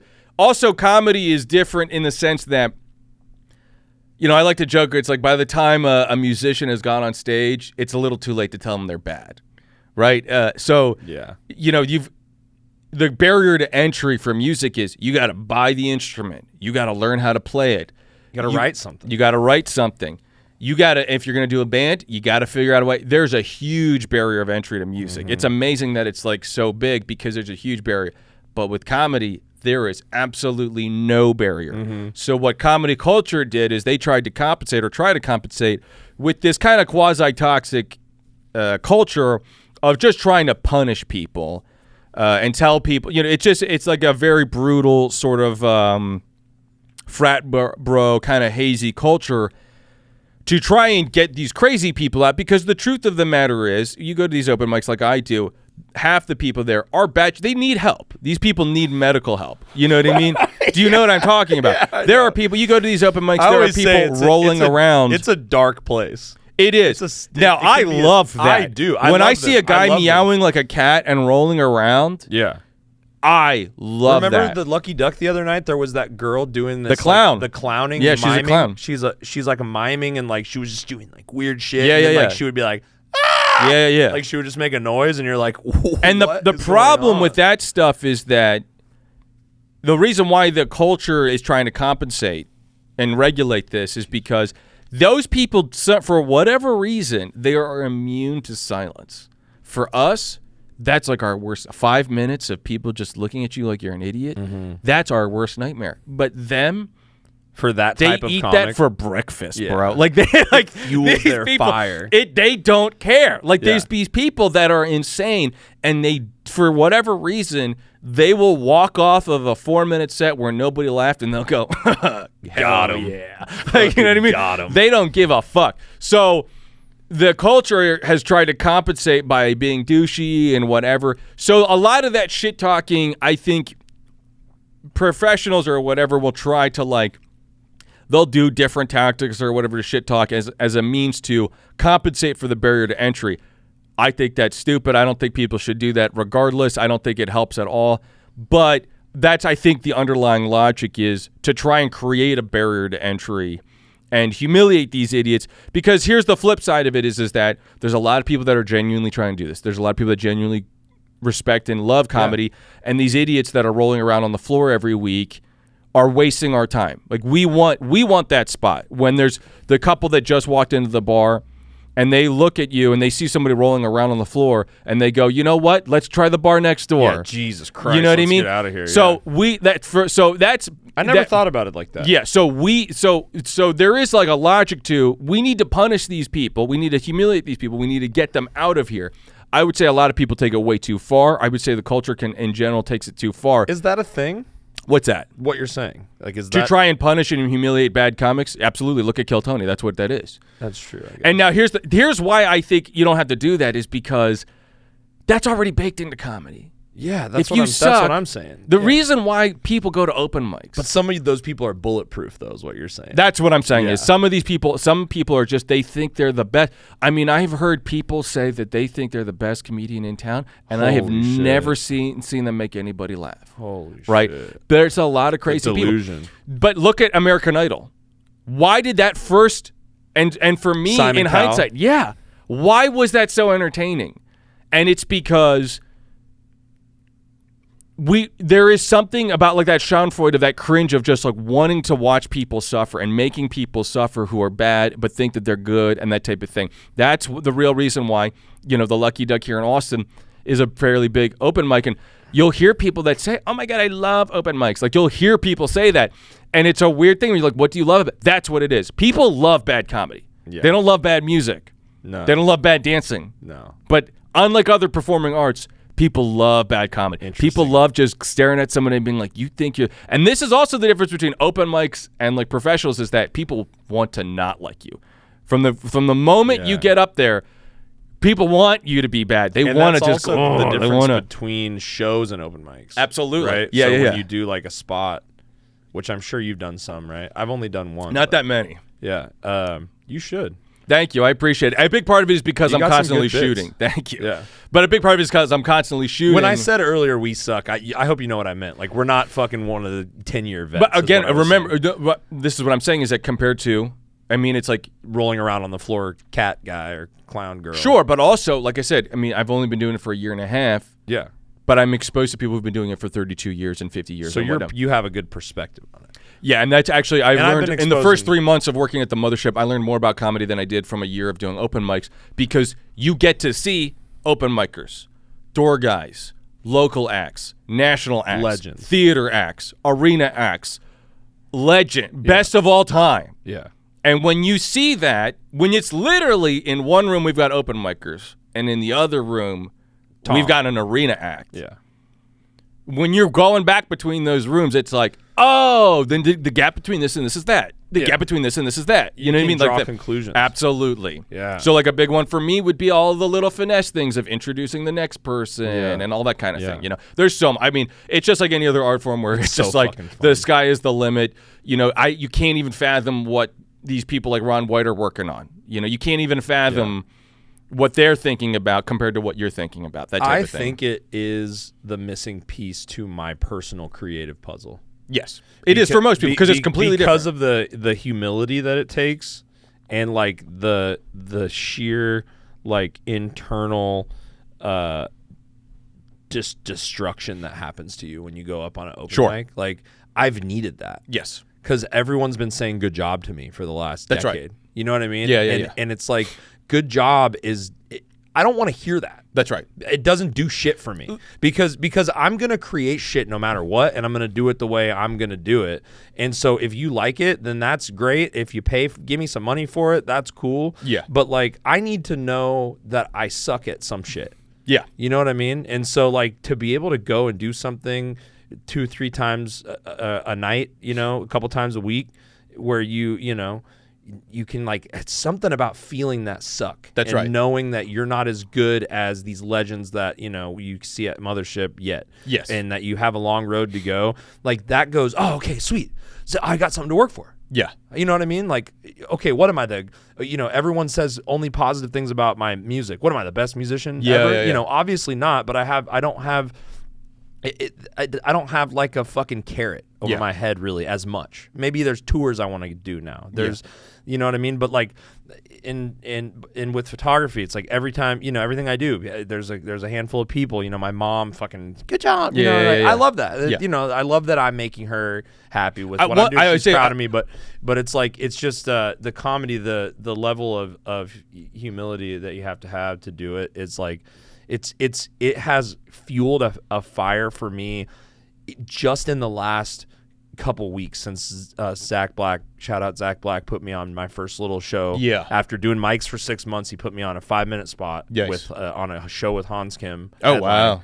And I was supposed to bring Hans Kim up, but Hans Kim was late. Okay, yeah. But so actually, I didn't suck the air out of the room. Good. And I feel like I did good. The laughs were good. Yeah. And the crowd treated me way better than any other open mic. Good. Or any open mic I've done. And then I had to bring Zach Black up, and he had to like do an improv 10 minutes till Hans showed up. Finesse it, yeah. So I didn't just have to suck the air out of the room. That's good. And man, I did like 5 minutes and 40 seconds. I was like on time. Perfect. Too. And like that, for some reason, since that happened, it was like a couple weeks ago, like everything I do, I've been listening to music again. I like old music that I love that like makes me have all these emotions. And like I called one of my best friends and I was like, I'm going through something right now creatively and I need you to come out here next week. He's coming out on the 24th because we have to record these new songs for the band right now. I have to do it like right now. Like while I'm hot, you know what I mean? I can feel like something's going on. And so, you know, it's like, it's fueling in some way. It feels like the missing piece to my like creative artistic puzzle. Like I needed something else that was, you know, maybe I needed the humiliation or maybe I needed that fucking reality check from that thing and that thing to work toward. Yeah. That like, it makes that burns coals that fuel my other projects. Yeah. And doing this, you know what I mean? Like, it's like, I don't know. I don't know I can't really put it into words. So there's a bunch of benefits. So the big thing, so actually for me, the benefit about comedy is much more than any other art form. It's all about how do you become a professional? And so because of that, there is a career path. Unlike other art forms, that is much more outlined. It's not a great system. The comedy system that they have is not. It's not the best system, but it is a system. What do you mean, like doing open mics? Sure. It gives you an outline for how you go from novice to professional. No other art form has that. And not really. So here's the big thing. So this is something I tell people all the time, and I still do this. So here's what open mic or comedy teaches you: is when do you have to stop doing open mics? And the answer is when you don't have to, right? When every spot you have is, if you want to do 5 spots a night or whatever you're going to do, if you can fill all of them with shows, if you can fill your night with shows, then you stop doing open mics. That would be similar to like if you're touring a lot. Or so in my case, it's when do you stop doing free photography? People ask us, should you do free work or whatever? The answer is you do it until you don't have to. Yeah. 100%. You do free work until you have a portfolio or whatever the fuck until you don't have to. Yeah. And it's just that simple, right? The other thing is all of the different components of repetition. People don't seem to like really get that in terms of other art forms. They don't really understand like that it is really honed in the comedy world that it's all about repetition. It is really hammered in there. Other art forms don't seem to have that. They're more obsessed with qualitative components than quantity, despite the fact Explain what you mean by that. So what I'm saying is, it is an absolute hard fact that doing a thing more, let's say you're a painter, making more paintings will get you better than obsessing over one painting. If you spend 5 weeks on one painting versus if you spend those 5 weeks making 5 paintings, you will be better by doing it 5 times than by obsessing over the quality components on them. The quality will come with the repetitions. Other art forms do not hammer that in, other than maybe dance, performing arts, guitar. He plays guitar, so it's like I'm thinking of like Tony, like scales and shit. Sure, yeah, definitely. Performing arts is probably more in that vein already. Yeah. But you're saying comedy has comedy's more like in its rawest. It's like that in its rawest form. Sure. So like, I mean, it's in the performing arts. It's the most, other than probably dance or what have you. I would say, yeah. Okay, let's put it this way. I would say instruments. Performing arts in general make a much more of an emphasis on repetition than, for example, like still media or like media-based arts like photography, painting, collaborative arts like filmmaking or what have you. Repetition is much more heavily focused. I would say, I guess I haven't really, other than a little bit of acting. No, that's not true. I've done a decent bit of acting. Even in acting, it is not really impressed in you. There's a much more of an obsession about quality over quantity than in comedy. In comedy, so you're saying it's much more working on the one painting than doing 5. That's exactly right. Okay. Yeah. So in comedy, it is all about mic time. Yeah. Mic time. Get as much mic time as you can. Get as much mic time as you can. It is, in some respects, it is very akin to weightlifting, where the number one advice when people ask me what should I do with the gym or whatever, that type of stuff, I always just tell them, get to the gym. That's it. Yeah. I just tell them, pick something up, scan your card, just fucking get there, right? Because people will do all kinds. What do I do when I get there? Are you getting there? No. Get there. Yeah. Get to the gym, clock in, walk, whatever. Figure it out when you get there. But just first thing you got to do is get there. That's exactly how I treat open mics. Exactly. Yeah. Just get on stage and get there. Sometimes I don't want to. Like, I'm like, I don't feel like funny or like I'm not in a good mood. Yeah. But then I'm just like. And then a homeless guy walks in and pulls a knife out, and all of a sudden it's like, oh, that was crazy. We should tell that in a minute. But yeah, I was like, my girlfriend is fucking amazing. We've been together for like 10 years, and she's like, anything I want to do, she'll be like, she's not like gonna grind on me about it, but she'll be like, it's Wednesday. Yeah. And I'm like, what do you mean? She's like, well, are you going to the Duck? You know Interesting. What I mean? Like, even though like this, you got a cool. That's a down. You got a cool girlfriend. Yeah, she's incredible. She's basically my wife. I was gonna say, you better be. Like, no, I mean, we're if she's that cool. Married, if she's that cool, then like, yeah. If you got a girl that's like pushing you into open mics, she's the damn. She's the one that does. She's the one that's more like, I could fucking marry her tomorrow if I wanted to, but she's just like not traditional. We're just not very traditional. Yeah. It's just it's a new age, baby. Nor should you. Yeah, you know what I mean? Yeah. No kids, no ring. She's not into it. So, I agree. When she's ready, we'll do it. But it's like, I forget where I was going with that. But just like, sometimes I don't want to clock in. Yeah. Right. But like, but then whenever she's like, you should just probably try to go if you want to go, if this is something you want to do, and then I'm like, all right, fine. So I like get my shit together and just leave the house and go. I get my notebook. I might not even write anything in it, but I have it. It's like my ticket out the door. Yeah. It feels good in my hand. It's leather. That's right. You know what I mean? It's like a tangible thing to be like, we're going to go to the mic tonight. We're taking the book. We're getting the book. And it's like, I don't know. That's what I do. Everybody's thing is different, but it's like sometimes just getting there is like a huge part of the battle. Yeah. With whatever it is. And again, with music, the barrier to entry, you got to get 5 dudes together to have band practice. You got to fucking do schedules and stuff. That's something I've been talking about on the podcast with these other comics, is like just the bullshit that you have to do prior to getting on stage is just so monumental for music. Just sound checks. Yeah, there's no sound checks in comedy.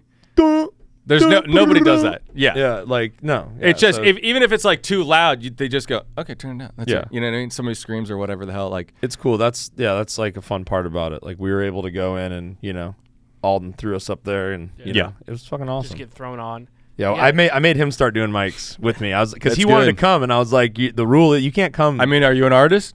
Yeah. Then you should do comedy. Yeah. Because even if you suck and even if you're going to quit, that's what I'm saying is, everybody in the whole world should do it, because if you or anybody that participates in any art, you should at least try it and kind of immerse yourself a little bit in it, because there is so much you can learn, but you will learn more. You will learn a career path. You will learn how the other mediums work. You will learn about people in America. A big thing is that you'll hear professional comics talk about how they go around the country and they see that most people are in the middle and all that stuff, and that most people don't really get outraged about this and that. Right. You start doing comedy and you realize, most people really are on the same page. You see that very clearly. It's not as tribal as the internet makes it most people, you can make the craziest racist jokes, and most people are down. Yeah. It's just that one cunt. It's just that one in the corner, and they'll mean mug you or whatever, and you can do whatever you can. Right.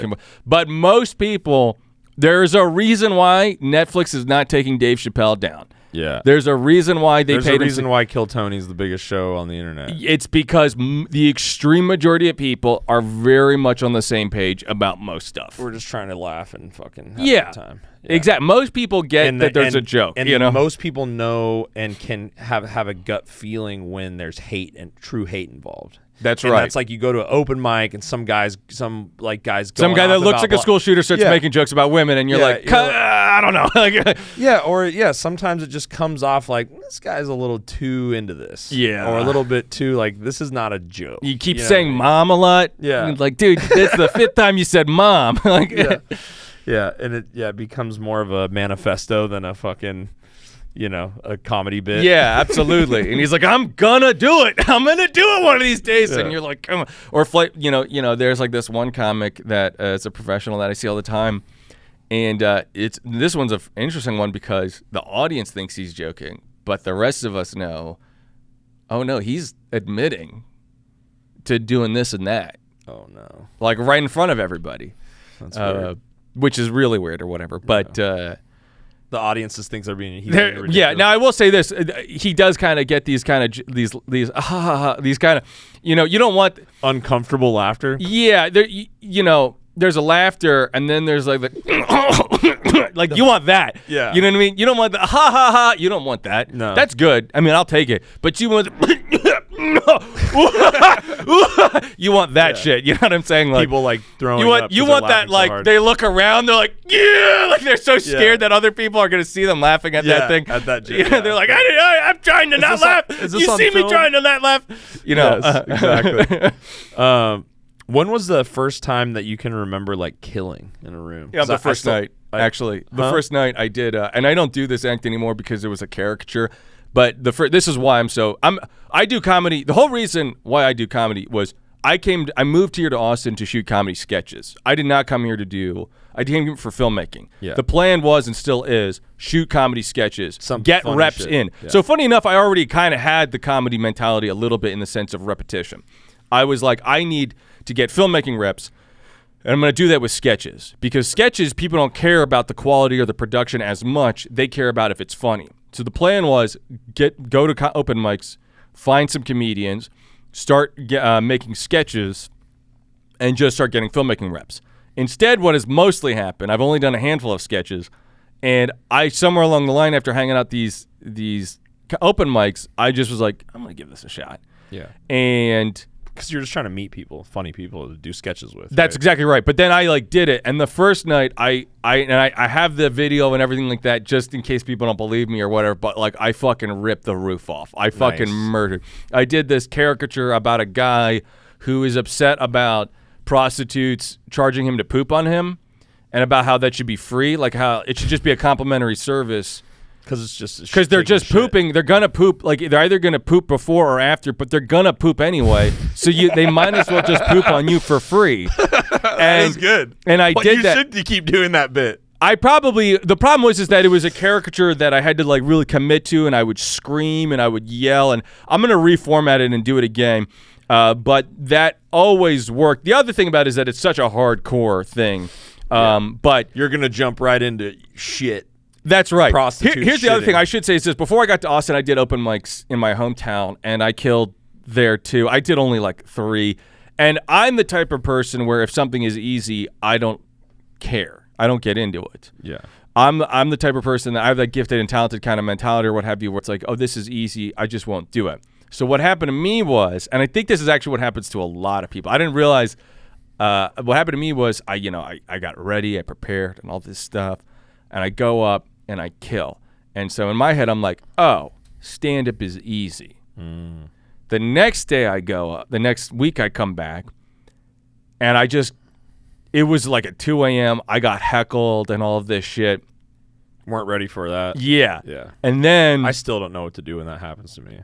Yeah. A lot of people don't, even people who are good. But then I basically bombed for 2 months after that. And so you got that lucky fucking first time. Pretty much. And so what has happened to me is this, for me, the reason why I find it so addicting is because I get these waves of kill, just killing. And then Maybe I get overconfident. Maybe I'm trying something new or whatever, and bomb, bomb, bomb, bomb, bomb. And that's playfully difficult. And for me, that's the most addicting thing in the world is when something is, you're kind of good at it, but you're kind of not good at it. What I was saying earlier, like the whole, just getting stroked all the time about music or photography or whatever, and then doing something that is like, it brings you back down to earth. That's right. You know what I mean? Yeah. For me, if it was just like, if I had just killed every time, then it would be you like dropped it. Yeah. If it was I failed every time, then like what about apparently I'm not that funny. So what about photography though? Because do you keep chasing like an uncatchable dragon as far as like your own personal standards on your photography go? Like do you Yes. Like so you're always trying to get a better and better and better picture, and that's right. And so that's hard and challenging enough to you that it keeps you interested in doing it? Yes. I will say photography is an interesting one for me in that, again, I really, really do love it, but it's not my main. My main thing is film and movies. Mm-hmm. So, and I think that's also why people like us have a huge advantage in comedy or photography or whatever, because when you have something that is your main thing, that's your identity. So if somebody attacks your music or your film, thought about this a lot recently, and you feel attacked because I feel like I win.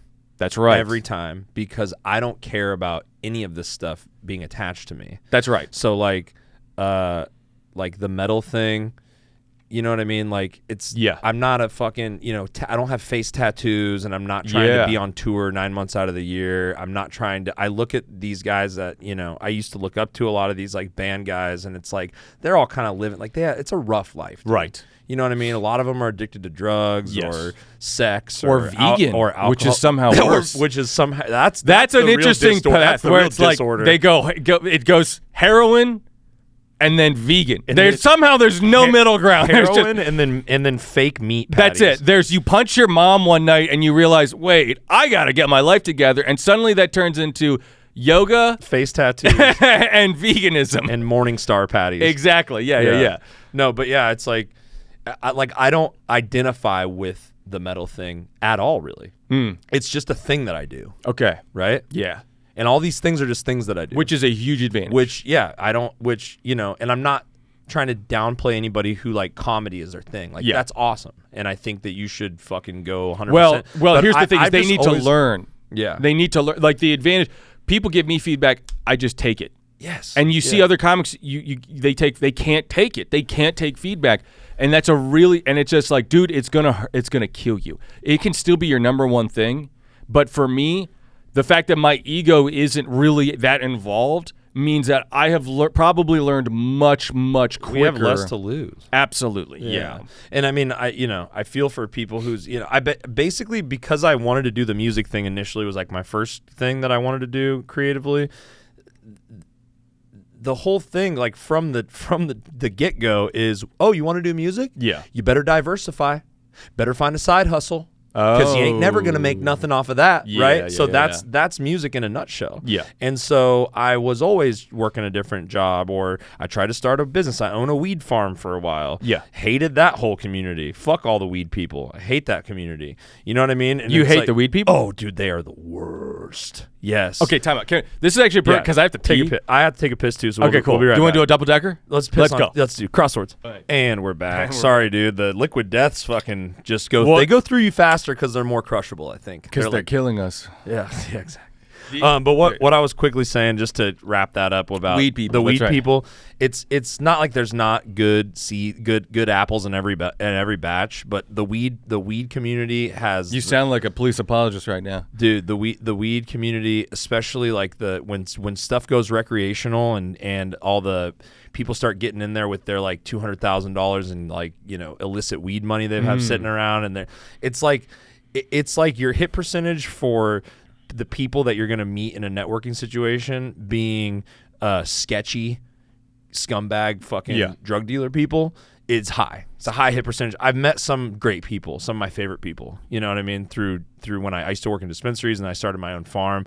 But it's just like dealing with those fucking dispensary owners. A lot of them are shady as fuck, you know what I mean? It's just like the worst thing ever. But all I was saying about that was to piggyback on what you were saying about the whole you win when it's not your identity. You know That's what I mean? right. Yeah. And when you don't have like all your eggs in one basket. Yeah. Then you'll try stuff. You'll take feedback. Take risks. You'll take risks. Absolutely. Yeah. You're not going to be beat up. If I bomb, I'm like, and then I also have the advantage of, I'm 31.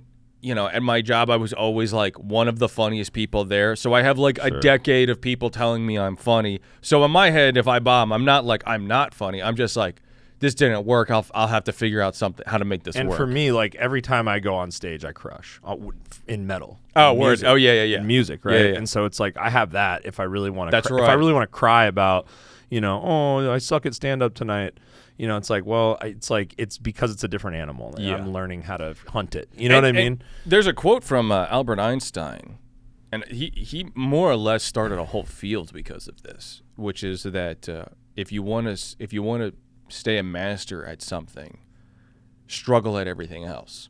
So all of these stories about him being a terrible violinist and him being a terrible cook and all that stuff, he was intentionally doing that. He was intentionally picking up things to struggle at so that he would stay on as sharp as he could when it came to physics. The weirdest thing is when you have friends who get upset when you start doing things because you have so many things. Yeah. And that's their thing. Yeah. That's one of the weirdest things. Like, I don't know, like I'm trying to think of an example that's happened to me like in real life, and sometimes maybe I feel that energy too from like some of the comics that I've met. Yeah. Where like they follow me on Instagram after we meet at an open mic, and like I don't talk about what I do, like the metal stuff and everything, because it's not relevant to the comedy thing really. And so they'll follow me and they'll realize that I'm like a metal guy and I like have a photography business and have a podcast, and they're kind of like, fuck this guy, he's trying to do my thing now too, which I never really understood, because I want them to come do my thing, Right. Podcasting is another thing that I don't care if I'm good at this or not. It's worse than I'm that, just going to keep doing it because I want to do it, and it's one of the things I do. Everything is just a thing I do. That's right. Yeah. Well, I think what's worse about that is, so again, going back to the whole barrier to entry and all that, and there's only so many spots at an open mic or any of these things. In their head, it's like they're waiting for this spot, and now some asshole is getting in the way of their spot. Some dude who's already in a band and does cool shit, he's going to come into my arena and try to do cool shit here too, and that's not okay. So in that sense, it's like, okay, I understand that. Yeah. The flip side of it is, it's like some of these people, man, you've been doing this for 8 years, and you're still an open micer, and you're still not very good.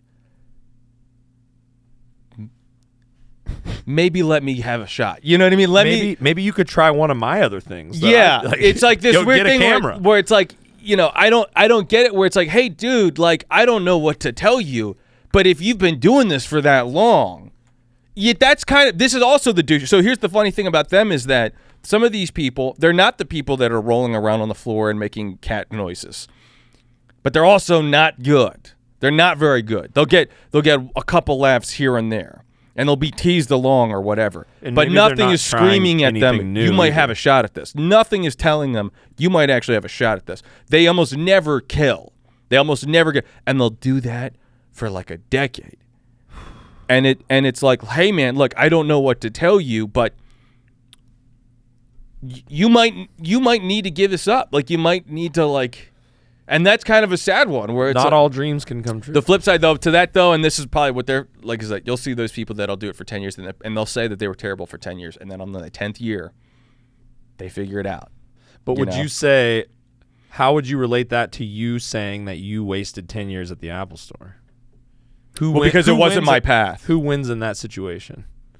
Is wasting 10 years doing open mics for 10 years, if that's your passion, good, is that a waste, or is that a waste the same way you think that 10 years at the Apple Store is a waste? If you're having fun, then it's never a waste. Okay. I wasn't having fun at the Apple Store. Yeah. So if you're having fun, even if you're not very good, I was just clarifying. Yeah. I wasn't trying to do a gotcha. No, totally. But if you're having fun, yeah, keep doing that. But I guess really what the thing is that this whole culture of trying to create a barrier to entry where you get these comics that are like, hey, man, this isn't really your thing or whatever. And what's really funny about that is there's a whole group of people that started doing comedy at the exact same time as I did. And they did that to me, where they would be like, you're not a real comic or you're not whatever. And that type of thing. It's like, bro, you've been doing this literally exactly as long as I have. You're maybe doing one mic and more than me a night or a week or whatever. Like, that's just petty dick measuring stuff.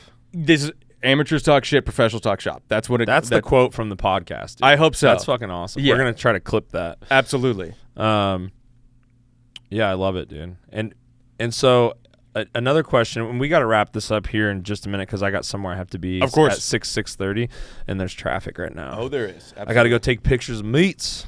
I got to go shoot meats. Shout out Interstellar Barbecue.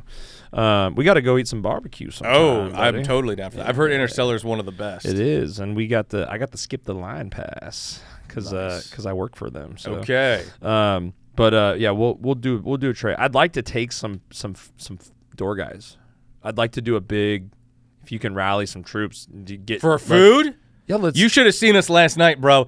I saw the Chick-fil-A. Or somebody posted there at Chick-fil-A, Asana Mod or somebody. I don't know, but they brought in Terry Blacks, and I was hungry, but I didn't realize we were all so hungry. Maybe, but the point though is just that like me and like the door guys and like the waiters and everything, we just fucking it looked like. It looked like they threw bread in front of a bunch of ducks or whatever. Yeah. So yeah, we could probably make that. Yeah, we can make that. I don't know if they don't all get days off on the same time because the mothership never closes, right? So it's like, but we have like afternoons. But yeah, if we could do it, that's true. It's a night thing. I'd like to get a gang of people and go to and take them to Interstellar to try it because it's kind of out there. Okay, it's in Cedar Park, so it's like it's kind of out there. Yeah, Interstellar. Yeah. But one of the questions I wanted to ask is going back to something you said earlier. Do you consider yourself a photographer now? Yes. Fuck yeah. Yeah. Fuck yeah. Just like, even though to some people I might cringe or whatever, I consider myself a comic. I don't think you're cringe. I think you're more of a comic than me. Thanks, man. Because I've been doing it 6 months less. Well, that's what I'm saying is that. So really, what it comes down to is, I think in life. So identity is a very complicated and weird thing. I mean, quite literally, the whole country is struggling with this, with everything about trans and all this stuff. Where it's like we just we've done a terrible job of just being on the same page about the concept of identity.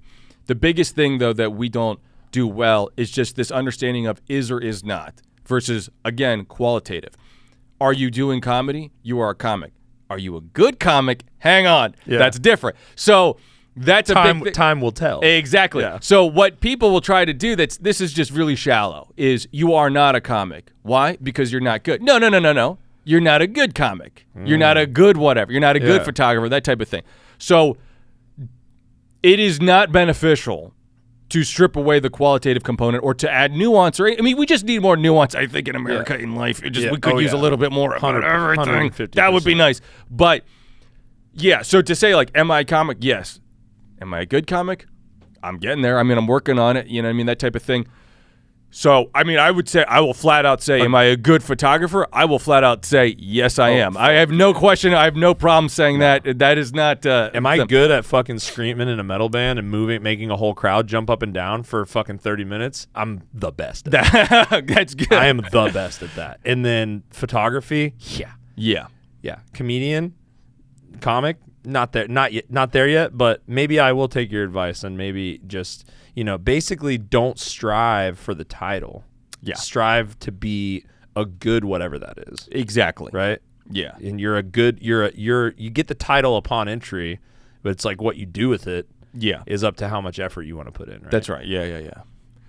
Hell yeah, dude. Yeah, man. That's, I think, at the core of all of this about identity is just adding nuance, adding like how, whatever. But at the end of the day, in yourself, I think it's important for people to look into themselves, look at the things that they've been doing their entire lives, or for what they do every day. I am a weightlifter. I'm a photographer. I am a comic.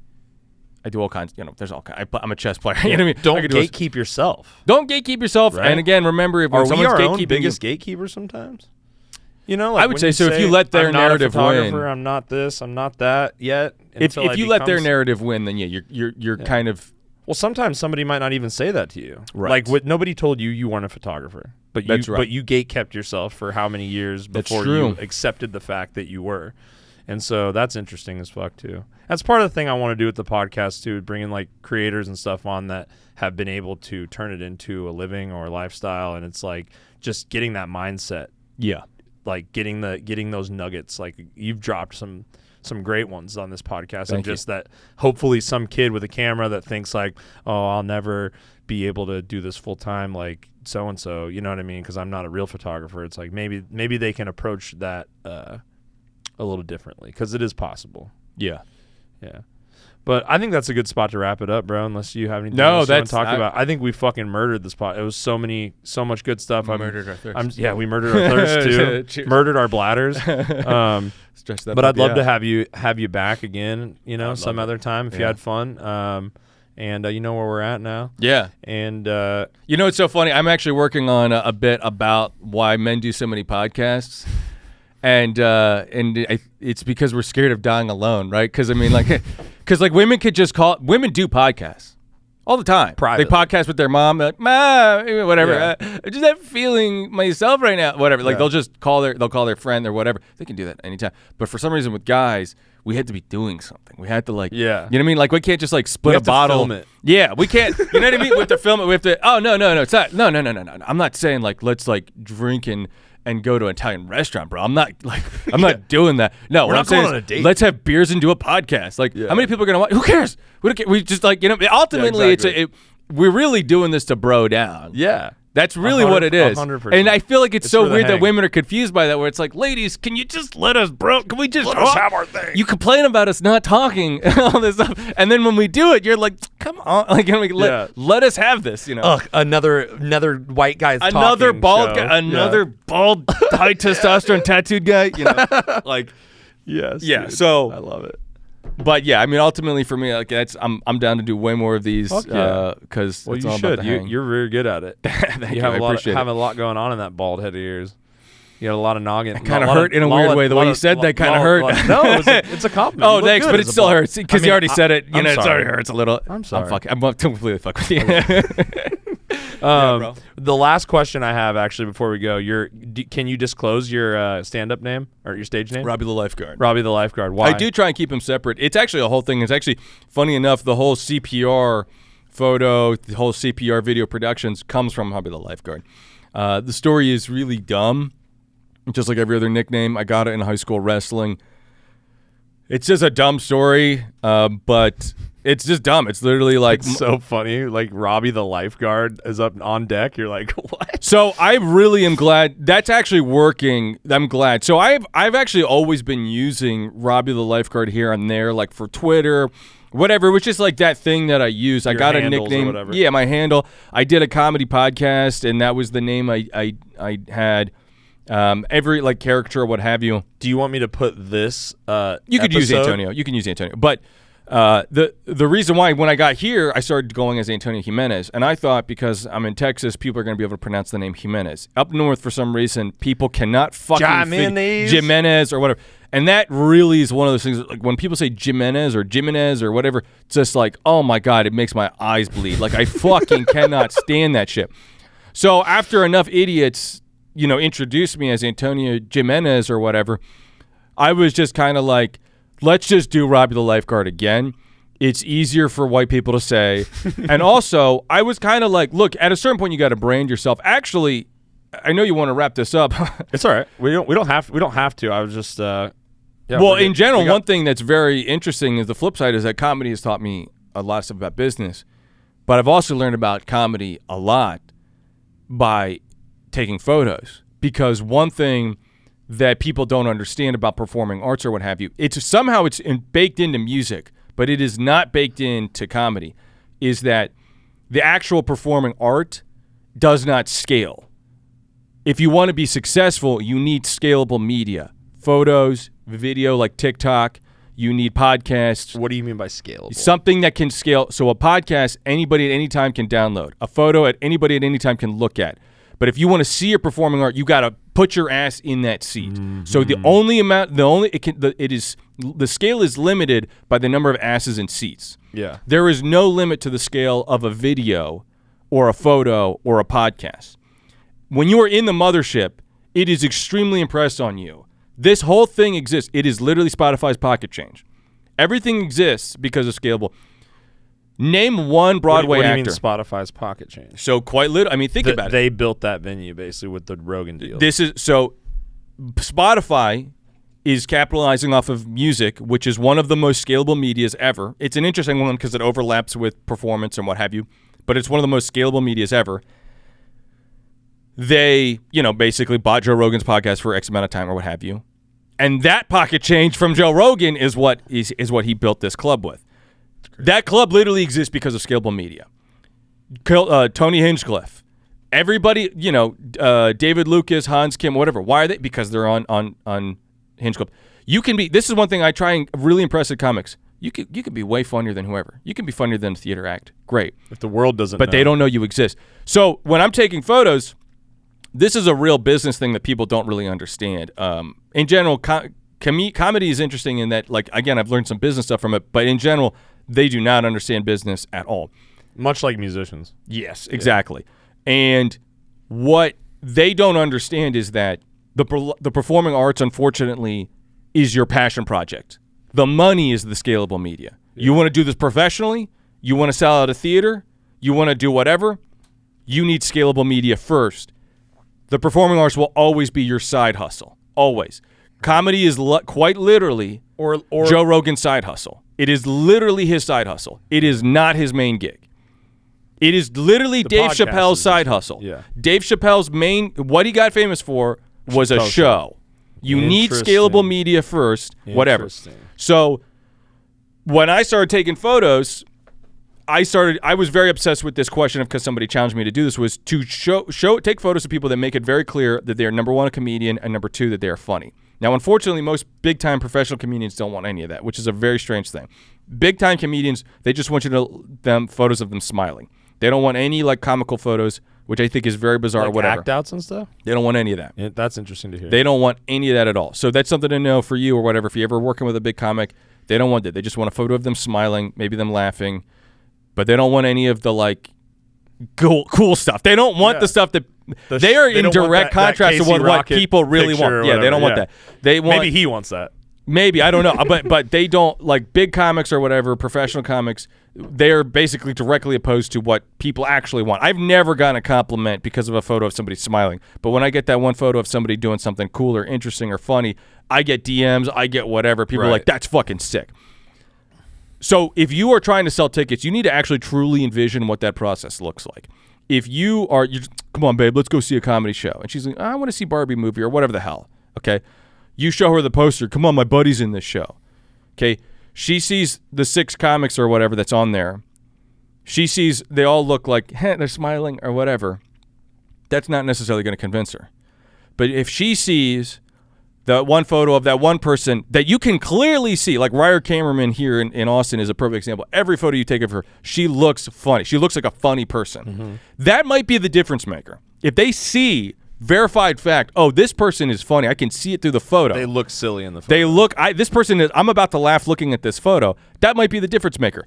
If you can sell 5% more tickets, okay, here, so like if let's say you sold, I remember doing the math on this something like time. Like if you sold 5% more tickets every day for 30 days, and you started with like 20 tickets, by the end of 30 days, you would be selling something like 10,000 tickets or something like that. Like I can't remember, but I did the math on that. And it was like when the compound effect kicks in, it kicks in hard. So if you can do something where you're selling 5% tickets more every show, your trajectory will be completely different than the people around you. Mm. So what I'm saying, though, from like a business standpoint or what have you, is that I learned that, like, yeah, it's important to get good at the performing arts. But, and I think I would like to succeed in comedy. But what I can clearly see and tell you is that the only thing that will get you to sell theaters and arenas is scalable media. TikTok videos. TikTok, whatever. Clips. And this is the funny thing about all of this is that, you know, you've got the TV sitcom people or the actors making fun of the sitcom comedians. The sitcom comedians making fun of the podcast comedians. And now we have the podcast comedians making fun of the YouTubers and TikTokers. Mm-hmm. They are all the same thing. They're all just writing They're mad. It's really weird how these people are mad at TikTokers for selling out theaters when really it's just, they maximize on the most scalable media that currently is available. Yeah. Right. But it's all the same thing. It's all just, how can you get your face out? And I see this too, where it's like, there's some comics that come in that are way better than the arena acts. I wonder if it's those. Sorry, did I cut you off? Do you have another thought? No. It's funny to hear that feedback about comedians just wanting a photo of them smiling. I wonder if that's like, because a lot of those guys are older. I think here's what it is. I wonder if it's like they want pictures that emulate like the legends that were on the wall at the Comedy Store when they were young, and like the Richard Pryor photos of him smiling. That's like, right. You know what I mean? So I think that's a major part of it. They have this mental block about when it's like, really, you should want a picture. It doesn't matter where you are. Do you want to sell more tickets? Holtzman should want one of the thousands of pictures I have of him going, you know what I mean? Like, because that shows what he actually does and why that would make you want to go see him, because he looks fucking insane. Yeah. So basically, I think what it is that the music industry has a music industry complex. The comedy industry is so much smaller. Outlaw. It hasn't really figured it out. Yeah. In music, it is baked in. Scalable media is not even a question. It's when do you have a music video? Literally it's you're going to publish it on Spotify. That's already scalable. Yeah. Okay? Then it's okay, well now you need a press kit. Now you need music videos. There is not even you don't have to convince anybody to start using scalable media. Yeah. Versus for some reason in comedy, because it doesn't have that industrial complex behind it yet, it's just not baked into the thought process.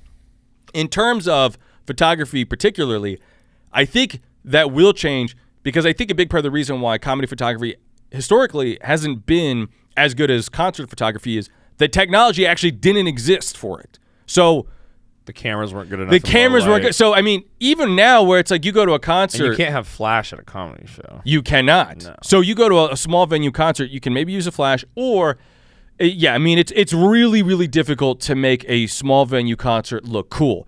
But if you have like a big stage, you got big lights, and a camera is just a machine that captures light. That's it. The more light, the better. Mm-hmm.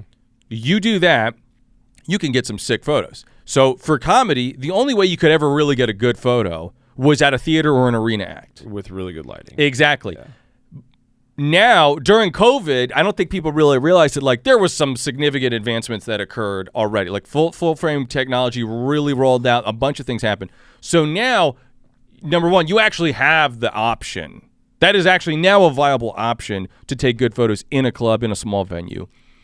And two, people, just like you had already mentioned, are realizing that, like, oh, this is different than concert. What was happening is that they would, I need a photographer, and they would just hire a concert photographer. Right. And he doesn't know what the fuck he's doing with a comedy show. So he would just He's like, where are the lights? That's, well, more than anything, what he would do is he would just take a wide or a whatever the hell, or he or she, they would take a photo as if it was an ensemble or as if it was an ambiance rather than a portrait. Right. Vibe shot. That's exactly right. And then they just go right back to, whatever. So now you have people that are like getting into this and they're like interested in this concept. And so now it's like, oh, how do we portray the performing art of comedy or what have you? So I do think that will change. And I think, maybe generationally it'll change. But it is interesting to think about that. It's like, this particular genre of photography really could not have existed even like 5 years ago because the technology just wasn't really there. Not only that, but less photographers, it seems. This is a generalization I'm going to throw out there. It seems like less photographers, you shoot what you're obsessed with. Right. I'm obsessed with barbecue. Yeah. And food. I've made it my living. Good. I make a good living on taking pictures of food. Wow. And I can't physically take all the photos of food that are being asked of me. Yes. I have to now hire people to take photos of food for me so that I can keep the money flowing in. Interesting. And so I'm obsessed with it to a point Dude, where I would love to shoot for you. I'm one of those people that's like, I'll shoot anything. I don't give a fuck. You're hooking me up with that job tomorrow. That's so right. That's going to be a big one. I got to tell you a lot about that because that's going to be a big thing. We'll talk about it. But I got it. I have some shit coming up next month where I can't be in 3 places at once, and I have a new client coming on, and shit's going well. But you shoot what you're obsessed with. if you want to really do what you love, you know what I mean? And photography is not really a business you get into to not do what you love. Like there's if I wanted to do some shit I hated, I would go fucking work at Quiznos. You know what I mean, or whatever. You know what I mean? I know it's an obscure. Be a sandwich artist. No, I got you, bro. There's only one Quiznos in the state. Start taking yoga mats and putting lettuce in it. You know, but like not a lot of photographers, it seems, are obsessed with comedy like we are. That's a big part of it. And that's a huge part of it. There is a you have to enormous hole for people like us to fill. Yeah, you know what I mean? Because I fucking love being there. Right. And I fucking love every time, every new, a new comic. Ooh, you know what I mean? Let's see what they got. You know, what are they thinking? Or more importantly, you can listen to the same song over and over again, but most people cannot listen to the same joke over and over again. Yeah, we can't because we see because we like it and we like the nuances and we like the differences or whatever and whatever. Yeah. And we can apply that to our own attempts at stand-up and our own open mic stuff and our own material, like, you know, as far as like, oh, I like how they said that differently this time. That's right. I'm gonna do that with this joke that I have. I'm gonna say it a little differently, or let a pause go. But yeah, it's like there's an advantage right now for people for anywhere that there's a comedy scene or comedy shows. It's like you should start, if you're obsessed with it and you happen to be a photographer and you fucking love Kill Tony and you love stand-up, you could be that guy. You could be the fucking Antonio Jimenez of fucking stroke away, bud. Of fucking stroke Twin away, Cities. No, but I mean, you could end up, you know, if you're in LA and you love, or New York and you love comedy. I mean, I guess there really isn't a place like this, so I can't really compare it. To be honest with you, LA and New York, I follow like all of the comedy photographers, and there's only it's probably cliquey out there. Like you have to be, but there's a lot of incredible comedy photographers. Troy Conrad. There's awesome.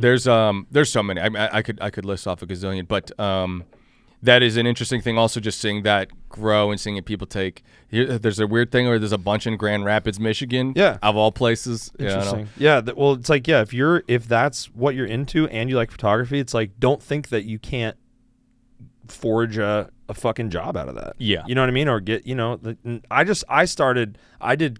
I'm making, again, it comes down to the identity thing, right?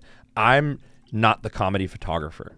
I'm not the Antonio Jimenez. I'm not trying to be. I don't care about being the next guy at Mothership or whatever. You know what I mean? Like I make a good living taking pictures of what I take pictures of. Right. And I don't need extra money from you know, comics that are broke a lot of the time or struggling. That's right. Yeah. You know what I mean? Yeah. And I'm in a position to help.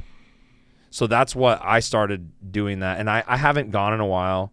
You know what I mean? Because there's no pressure for me to like keep shooting comedy shows. I do it when I can, when I want to. It's my escape. That's a better way of doing it. It's my creative escape from, you know what I mean? I'm not trying to grind to take so-and-so, the other comedy photographer. There's like, you know, 7 of us out here or whatever. Or there's probably more than that. But I'm just saying, it's like I'm not trying to take anyone's fucking market share. I'm not trying to take your $100 from so-and-so comic to shoot the show. And like people have offered to pay me and I'm like, dude, don't fucking worry about it. You know what I mean? Like just like, I don't need your money right now. And not to come off in like a weird, I don't need your money, you know what I mean? But it's more just like, this is I don't have billions of dollars to give to charity. Yeah. And this is a community that I care about. Yeah. And so I'm down to help. I'm down to help. You know what I mean? And from doing that, I've met some cool people. Some people have, you know, I've become friends with Michael Ridley and like, you know, help him with his podcast now. That's right. And so it's like cool shit can happen when you go into things kind of selflessly. Which is, you know, what I've been helping small shows. What I've been trying to do is just like, what can I do to what do I have time to do that I can physically, technically do with photography, with podcasting, with anything that is not for my gain at all? Because I find that when I do that stuff, it's a weird kind of karma thing where like my ship will sail no matter what, and then so I can just keep like helping. I can basically keep, you know, my income is good with the business that I'm doing, you know what I mean? Right. And I'm having fun creating my own stuff. And then if I can like selflessly help someone else out too with extra time, that's going to come, the universe is going to bring that back to me in some weird way. They appreciate it so much. They do. That's the big thing. Well, they do. The small shows, they need it. The local shows are like, thank you. Like they're so that you don't get as much money, but you get paid in appreciation, which can in some ways it's fucking awesome. Doesn't pay the bills, but it warms the soul. Yeah, I mean, it keeps you fucking loving photography because like you risk doing, you know, This is probably one of the last things that we can talk about. We can wrap. We'll have to do a part 2 because this has been great. Dude. Okay. But yeah, it's like you have to do things outside of what you're doing when you do your passion for a living. Yeah. And something like photography or whatever it may be, painting or something. Yeah. You gotta, stop. If you're a painter, you gotta stop doing commission. You gotta do something that's not just your commissions. That's, you know what I mean? Like, I gotta go shoot something that's not food. Otherwise, I'm gonna fucking lose it. Yeah. And I can't. I'm gonna not lose it. Go crazy. And then you go back to food, and somehow you're better. Oh, dude. That's the crazy thing. You're better. You leave and you come back and you're better at the thing you do. And it's like an old pair of shoes. Yeah. That fit so good. Yeah. And they're formed to your feet or something. And you're just, or like a comfortable sweater that you've had forever. Like, you're like, oh yeah, that's right. Yeah. I fucking love shooting pictures of barbecue. Fuck, it's like what I live for.